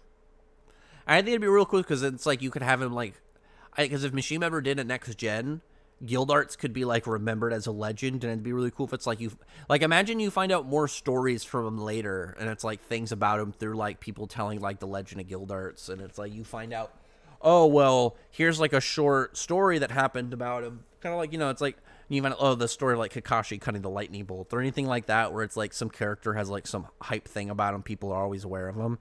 And Gildarts has been doing stuff for a long time, so it'd be cool for them to like actually like reminisce about things he's done and like talk about like different adventures they know he's gone on. No, Jalal, I don't want Jalal to die. No. Here's the thing, Sieg was the sad ending for him. Justice and Elsie are gonna be like the sad couples ending. I want Urza and Jalal to be the happy couples ending, because it's like they've gone through so much that I think it's like with Guts, because like as a couple, as a ship, they've gone through so much that it's like I just want their end to be nice, because like like everybody else has had like like every other main ship in the verse has had a pretty fine like sail. Like when you really think about them as ships, like they haven't had a lot of rocky travels, whereas like Urza and Jalal have had constant relation. Like not like relationship problems, but stuff in the story that is a relationship problem, like things that prevent them from the relationship from really happening. Jalal versus Goldal Mastery. I really like that idea. I talked about it a little on Twitter to fight Duke, and you just have this like Jalal be this super versatile wizard versus the super versatile alchemist, and you have this be like his Haja fight. I think that would be amazing. I'm hoping because there's two of those like big fights. I'm really hoping go down as I believe, and like later in this in 100 Years Quest. I'd like that for Jalal. I'd love just like a big Jalal opponent. Jalal just 1v1 somebody. If you haven't read Brave Master, it was like, I won't go too much into spoilers, but it's like this was this dude's his biggest fight in the series, and he fought this other guy for like a week, like literally a week. Like he had all this magic stored up that he stole from these lower level wizards, and he was able to use all that to pretty much. Oh no, because I think he ran out of magic for a while. Like he was using it off reserves and like spreading it out. Either way, he fought this dude for a week. So it's like whatever Jalal's equivalent to that would be, something for him like a mega hype fight. And then it's like you know, that could be it with Duke. I think it'd be cool. But otherwise, the other one is I want Natsu to have one of those parts where it's like the other characters, like it'd be like with Ignia, they have to just hold him off. Hold this guy at bay, try and keep everybody alive, and it's just like trying to actually, like, if they're going to fight Acnologia, because it's like Wendy can give them all the dragon attribute, they can actually fight him, do damage, but it's like, you show that even with the ability to do damage, he's just able to face tank stuff, and he can fight, like, you would put imagine pretty much the entire guild, every relevant, like, big character, you put, like, not like everyone, because it's not like Selena's going to be there too, it's like all the wizards, all the human wizards. You put pretty much all the important people of Fairy Tail. You put Sting Rogue. Maybe you pull up Bacchus and Jura and some of the Spriggan. And you put him against Ignia. And Ignia just like, he's just letting them run at him. He's just slapping the shit out of him. He's beating all of them. No real problem. And then it's like, imagine it's like, for the people who read Mashal, it's like the Doom fight where it's like he underestimates them. They start to fight him. They get to the point where they're pushing him, and it builds like, we got this. But then it's like, you guys remember I'm in my human form, and this thing is shit compared to my dragon form. Goes in his dragon form, and it's like clearly because it'd be like you have the human fight. So it's like you have like the human form chapter fight for like 3 chapters, and then it's like, because I'd want it to be like at least a volume of buildup. I'd want more than that. I'd like it to be, like, overall more. But it's, like, imagine at the point of, like, the Igneous. Because, like, I want Natsu to get pretty much taken out of the fight. He's not involved at all. For, like, imagine, like, 15 to 20 chapters. Natsu is busy doing whatever he's doing, you know, a training thing. Like, imagine just, like, you know, Goku doing the training King Kai's world. Naruto getting Sage Mode. Stuff like that where it's, like, they have to finish what they're doing so they'll be strong enough to fight, you know, their big bad enemy. And then you just have, it's like Natsu's doing that. You have the beginning of that volume start once you get to like what will lead to that fight. First chapter starts with like the characters fighting Ignia. Like near the end of that volume, it's like maybe the second to third last chapter, goes dragon form, beats everybody. The last chapter, like the second to last chapter of that volume is Natsu showing up, and then it's like the last chapter of that is them just kind of like getting the flex on each other. They're gonna just kind of start getting their fight, getting some move. Like Ignia comes back down to his human form, and it just shows like, you know, instead of catching Natsu's punch this time, Natsu's able to actually land a hit, knock him back, and it shows that like Ignia has to fight him seriously from the go, just that kind of like he has to take him seriously. Like you can have him stay in his human form. It's like Natsu stays in base, and it's just like showing that base Natsu and human form Ignia are equal, and then you can have that at that point really kind of show where Natsu's at, because it's like, oh well, Natsu's able to do stuff with the human form dragon gods, but it's like at his peak he's above the human forms. But it's like, oh, you put his base above, or it's like even just equal, or like equal to above human form Ignia, and that just shows obviously at that point like where Natsu's at. And it's like then you go from him needing his full power to fight this guy to his base being enough to contend, and then it's like, okay, well now Natsu's able to, you know, it makes sense why his stronger forms would be able to fight dragon Ignia. But we'll see. That's obviously, again, something that's going to be later down the line. That's one of my big hopes coming up. One of my big hopes is that we will have something like, again, every other character, every other S rank, like, again, the Living Spriggan, Wizard Saints, like, everybody that's important that isn't going to just get, like, one shot.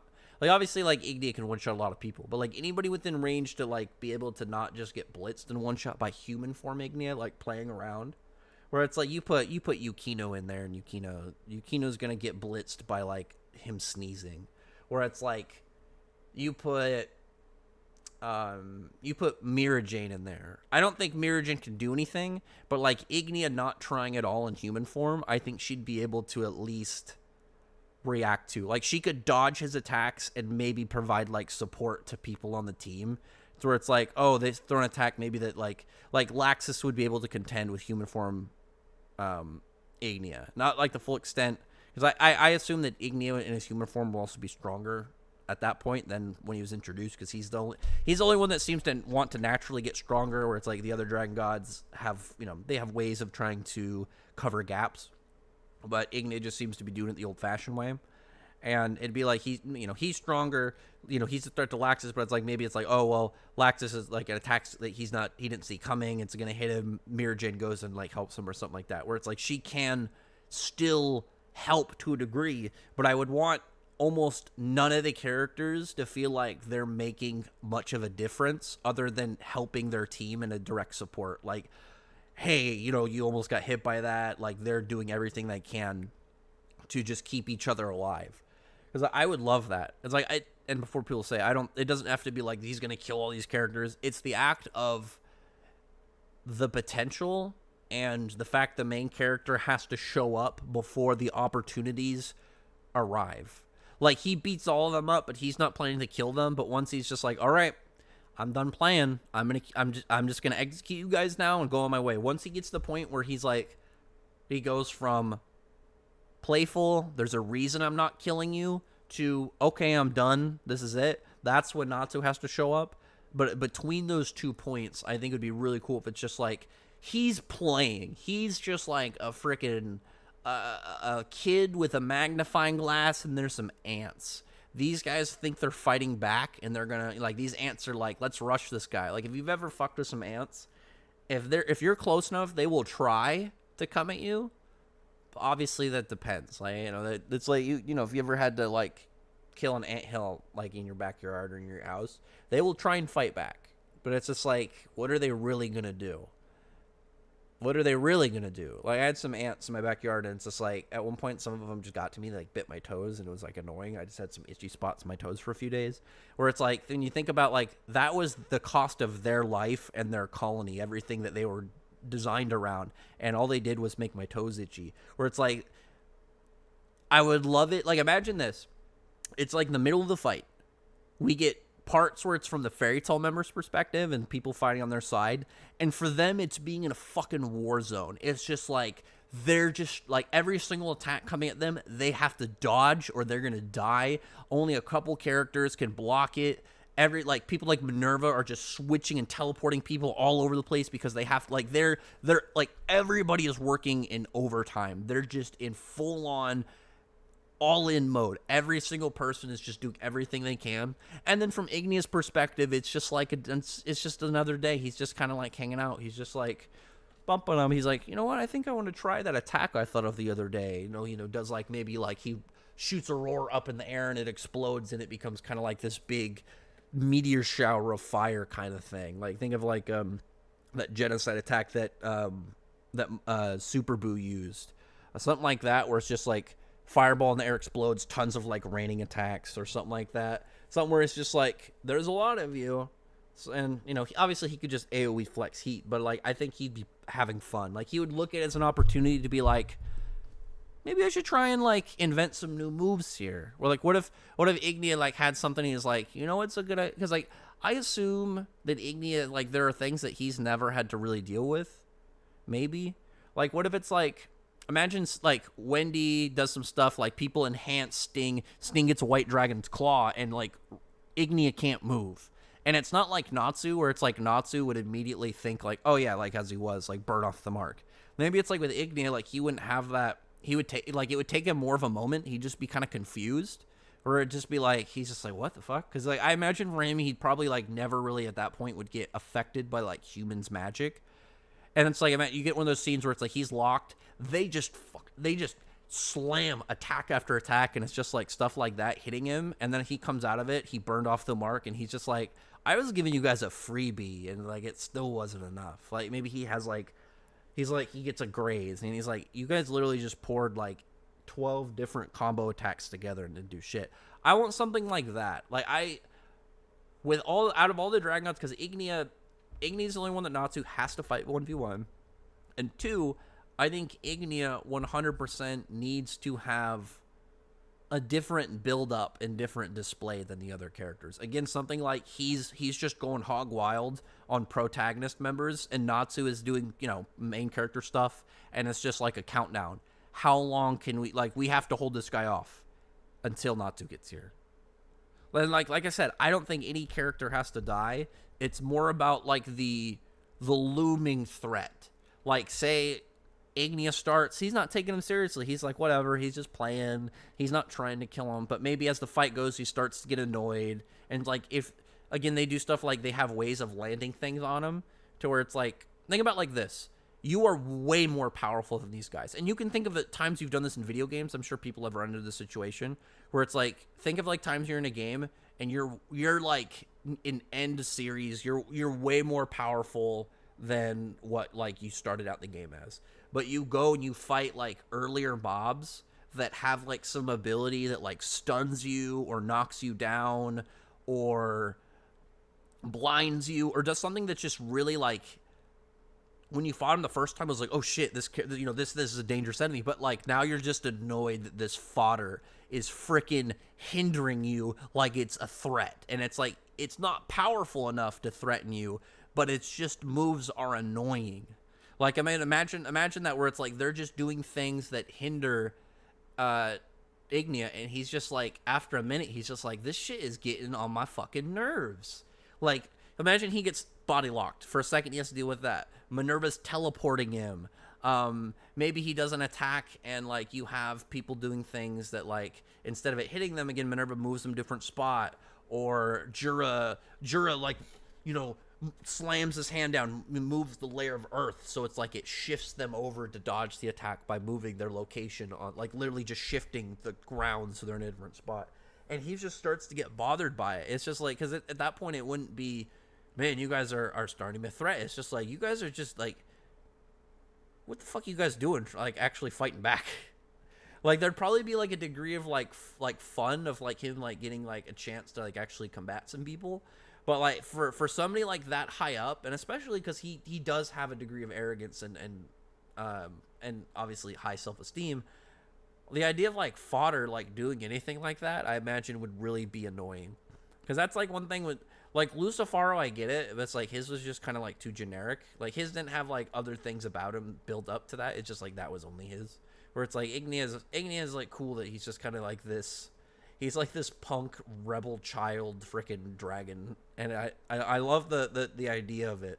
He's like, cause I remember like, if you don't know anything about Mishima, like in his younger days, I think it was like middle school. Oh no, I don't know the year to year. I think it was mostly middle school to I think early high school. He was like a troublemaker and a scoundrel, and he was one of those guys I think was on. Like, he was on a bad track. Like, he was on a, like, if he continued down that road, he'd eventually, like, get into some bad situations to where it's, like, maybe, like, breaking the law and doing, like, criminal shit. But obviously, like, that didn't go that way because by 19 he already had, or was it 18?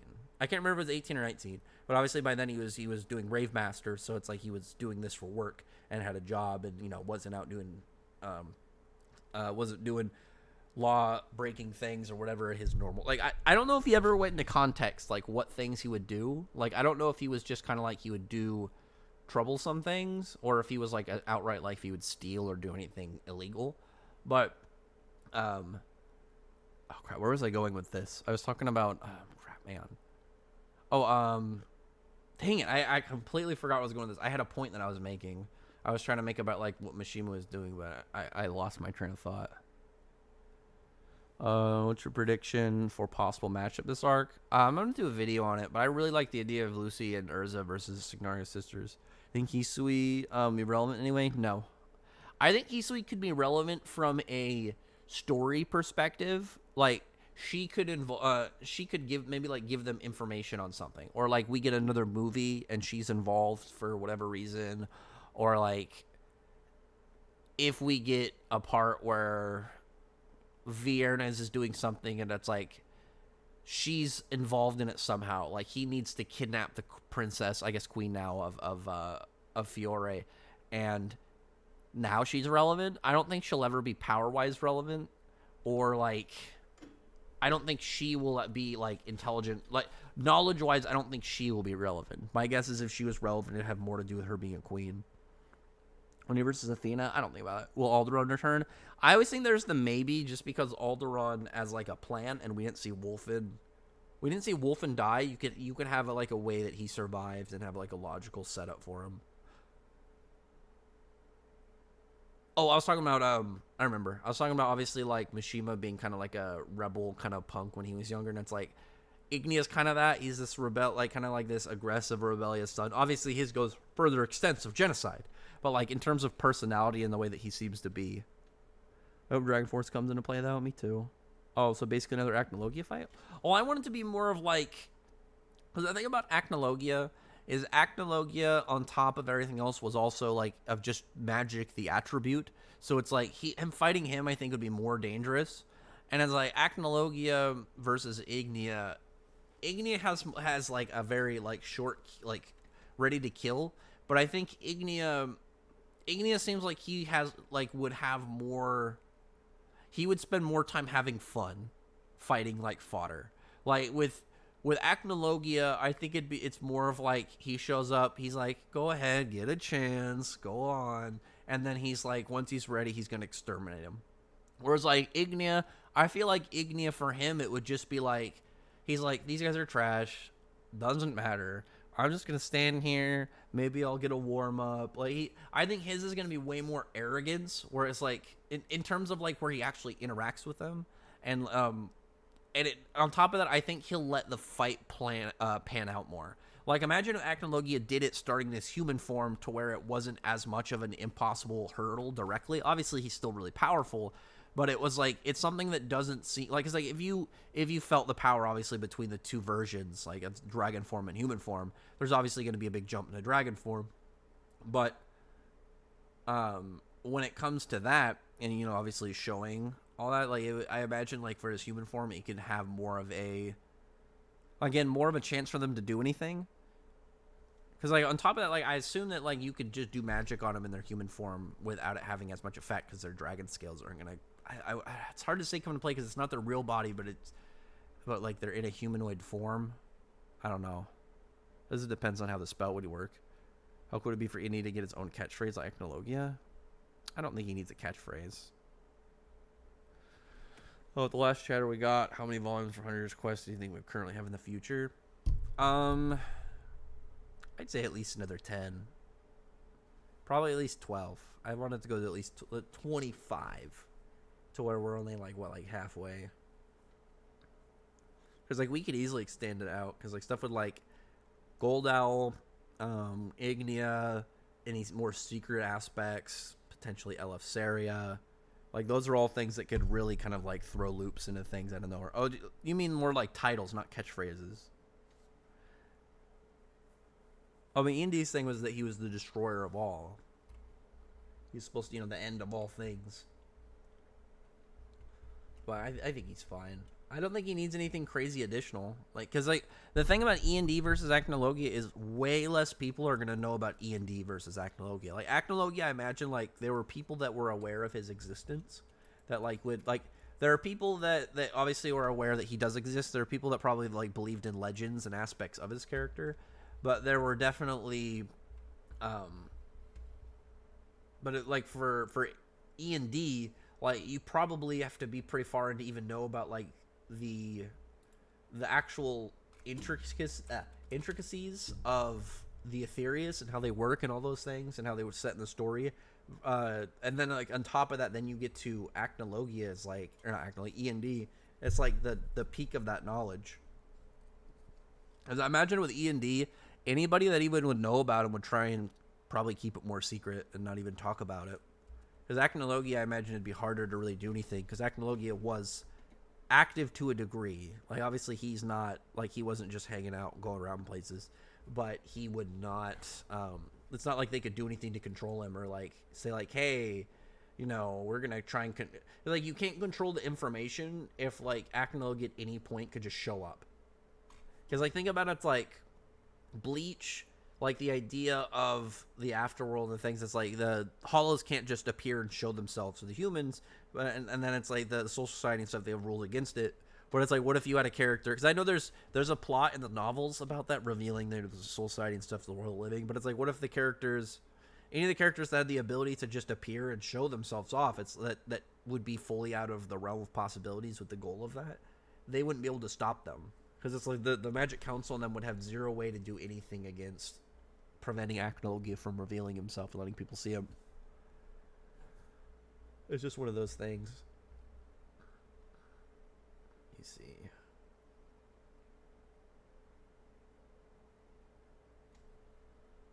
Yeah, Hades is pretty close. I mean, Hades, I don't think Hades like had as much insight as like the Aetherius.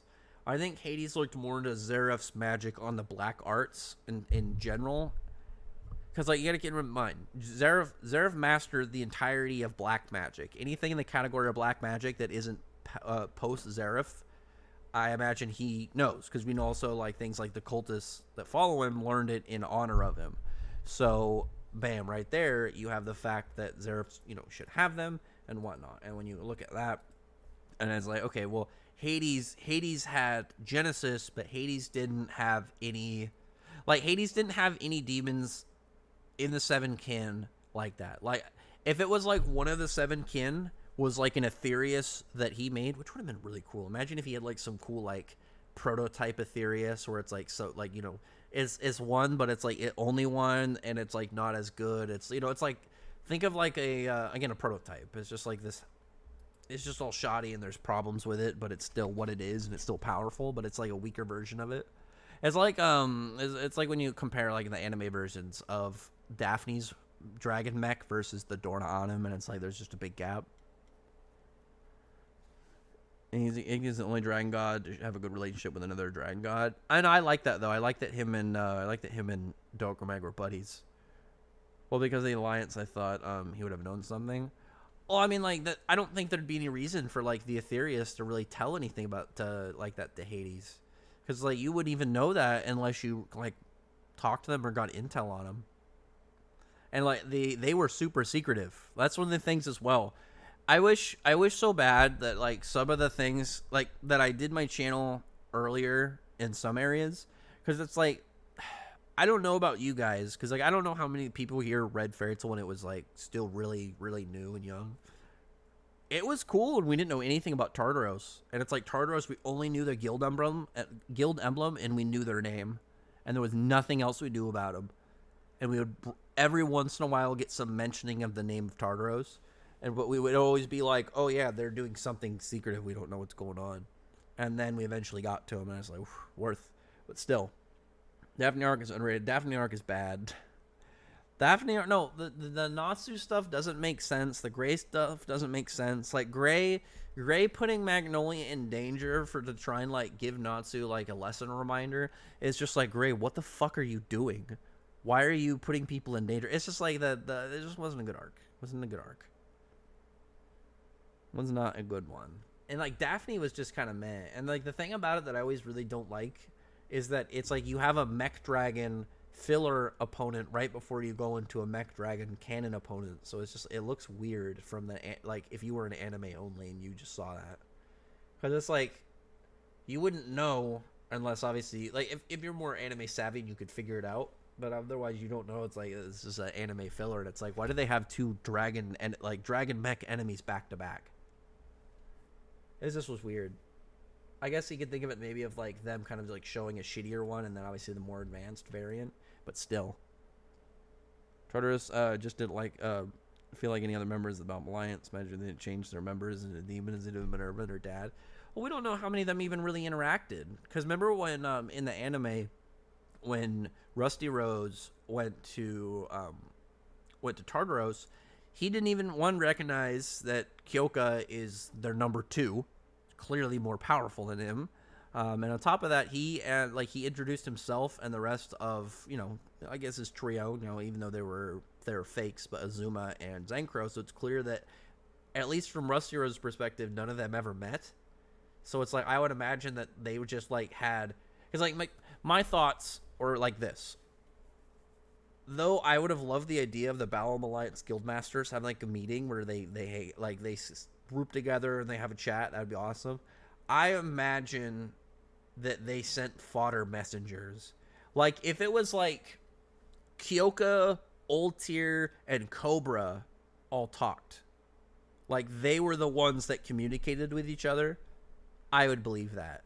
That makes more sense. They're hey, person that I seem to have trust, and obviously brain, less so with Cobra, but you know what I mean. They had their more reliable people, and it's not like he could have done anything with Midnight. Midnight would sleep most of the time, but something with Cobra, and then it's they're the ones that set stuff up, or just the fodder that were sending messages. Because I just feel some of those characters wouldn't have met up with each other because one, they were busy, and two, I don't know. It just seemed like a lot of the major members between the Balam Alliance never really met each other, because those characters, it just seemed like they probably were all doing their own thing, had no time to group up. I would have loved it if it was the guild masters and each of their right hands met somewhere, and it's just you had a flex off where they just talk some shit. Obviously Mard Gear would be the prevailer, but still. The only thing I think was good in the Daphne arc is, well, good writing wise, good from a character wise, I'll say, is some Juvia and Gray stuff. I thought that was nice.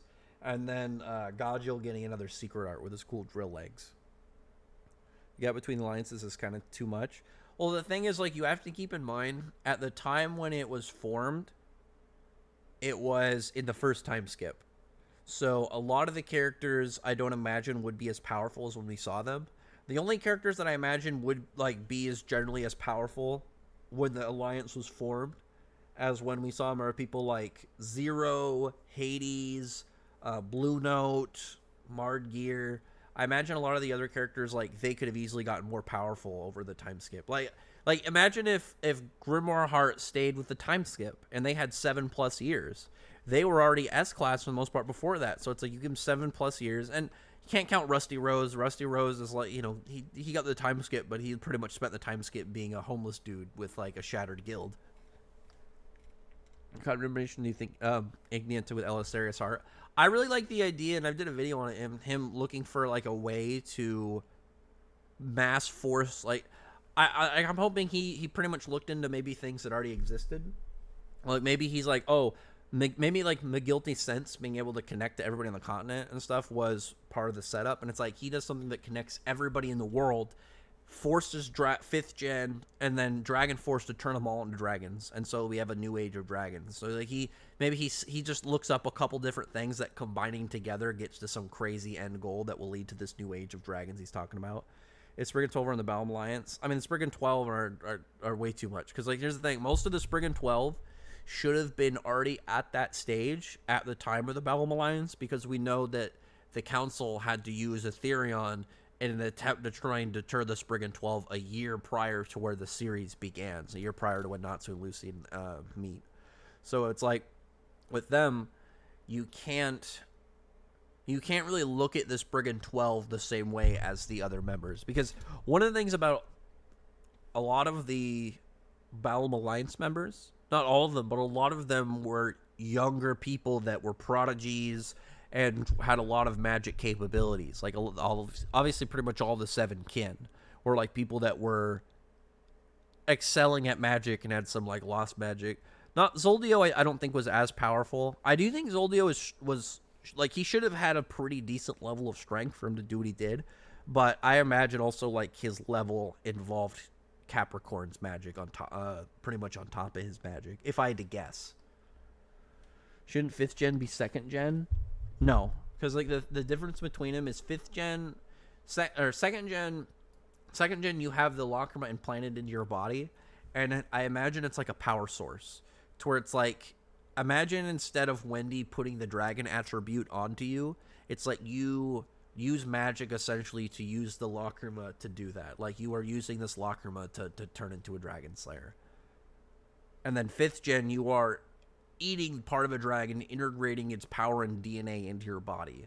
So it's you are intaking something, but one is a borrowed implant that can be removed, and the other is a permanent intake that you can't undo.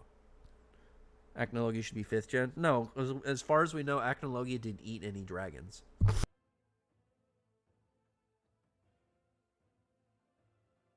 I randomly got congestion. Like, it's not bad at all, but it's like every like 10 minutes, I just have to like blow my nose. I don't know why. Like it doesn't even, it's not like I can't breathe out my nose either. It's not like sick. It's just like for some reason my nose is congested. I don't know. I think maybe I ate something that just congested me. I have no idea.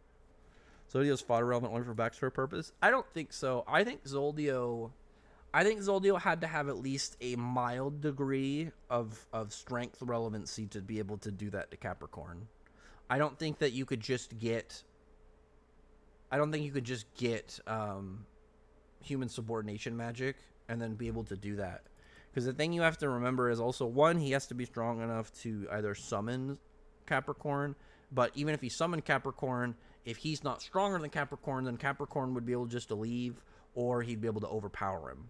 So it's like he has to have been like, and the thing is like the stronger celestial spirits, especially back then, were a lot more 1v1 useful in strength.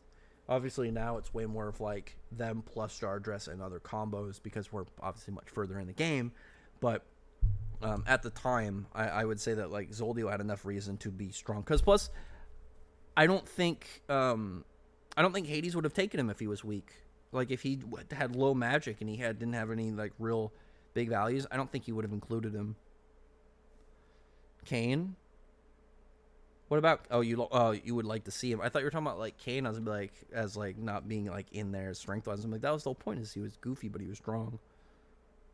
Igna's world changing plan is probably gonna be insane. Curious to see what he act as an antagonist 100 Years Quest. I really like the idea of him like forcing a new age of dragons, because like I really like the idea. It's like you have one thing that I've really liked about the dragon gods is they've all been very different in both design and personality, but also viewpoint. Is we've had dragons like Alderaan, who is just anti-human, doesn't like humans, wants to eat them. We had Mercephobia, who used to be like that, but is reformed. Selene, who just kind of does whatever she wants. She likes humans, though. Ignia does whatever he wants, but he doesn't seem to give a shit. He doesn't seem to have, he doesn't seem to have the amount of care towards his race or humans. Like, it just seems to be like, for Ignia, it's himself and anybody that he likes, which is pretty much just Dogremag. But I imagine it's like, for Ignia, it'd be like how it is for Natsu, where it's like Natsu wouldn't care about species.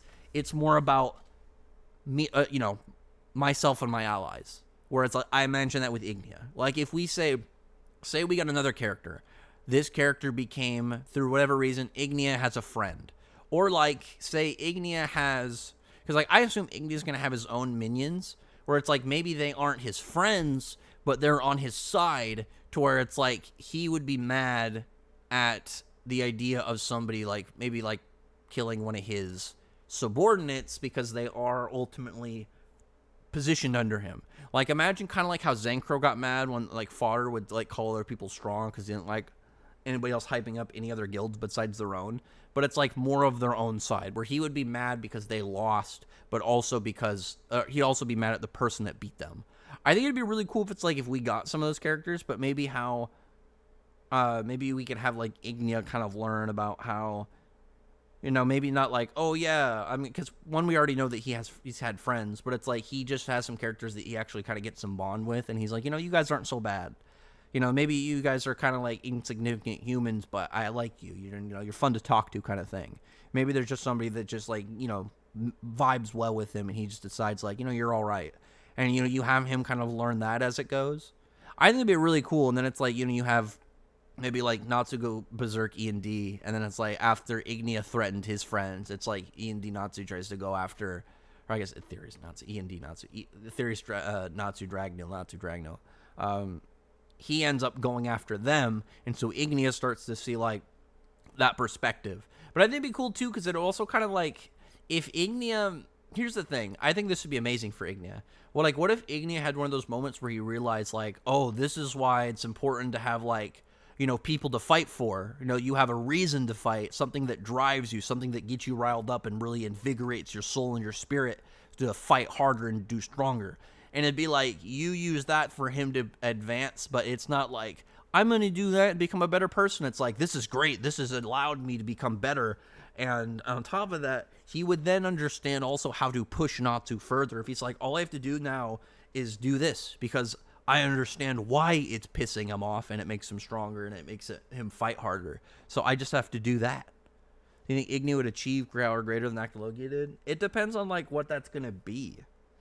Because like Acnologia, it's hard to say because like Acnologia is the strongest, you know, singular character, and then he ate something that made him even more powerful, where it's like I could see Ignia doing that, but how? I could see Ignia surpassing. I could see Ignia I keep saying over surpassing.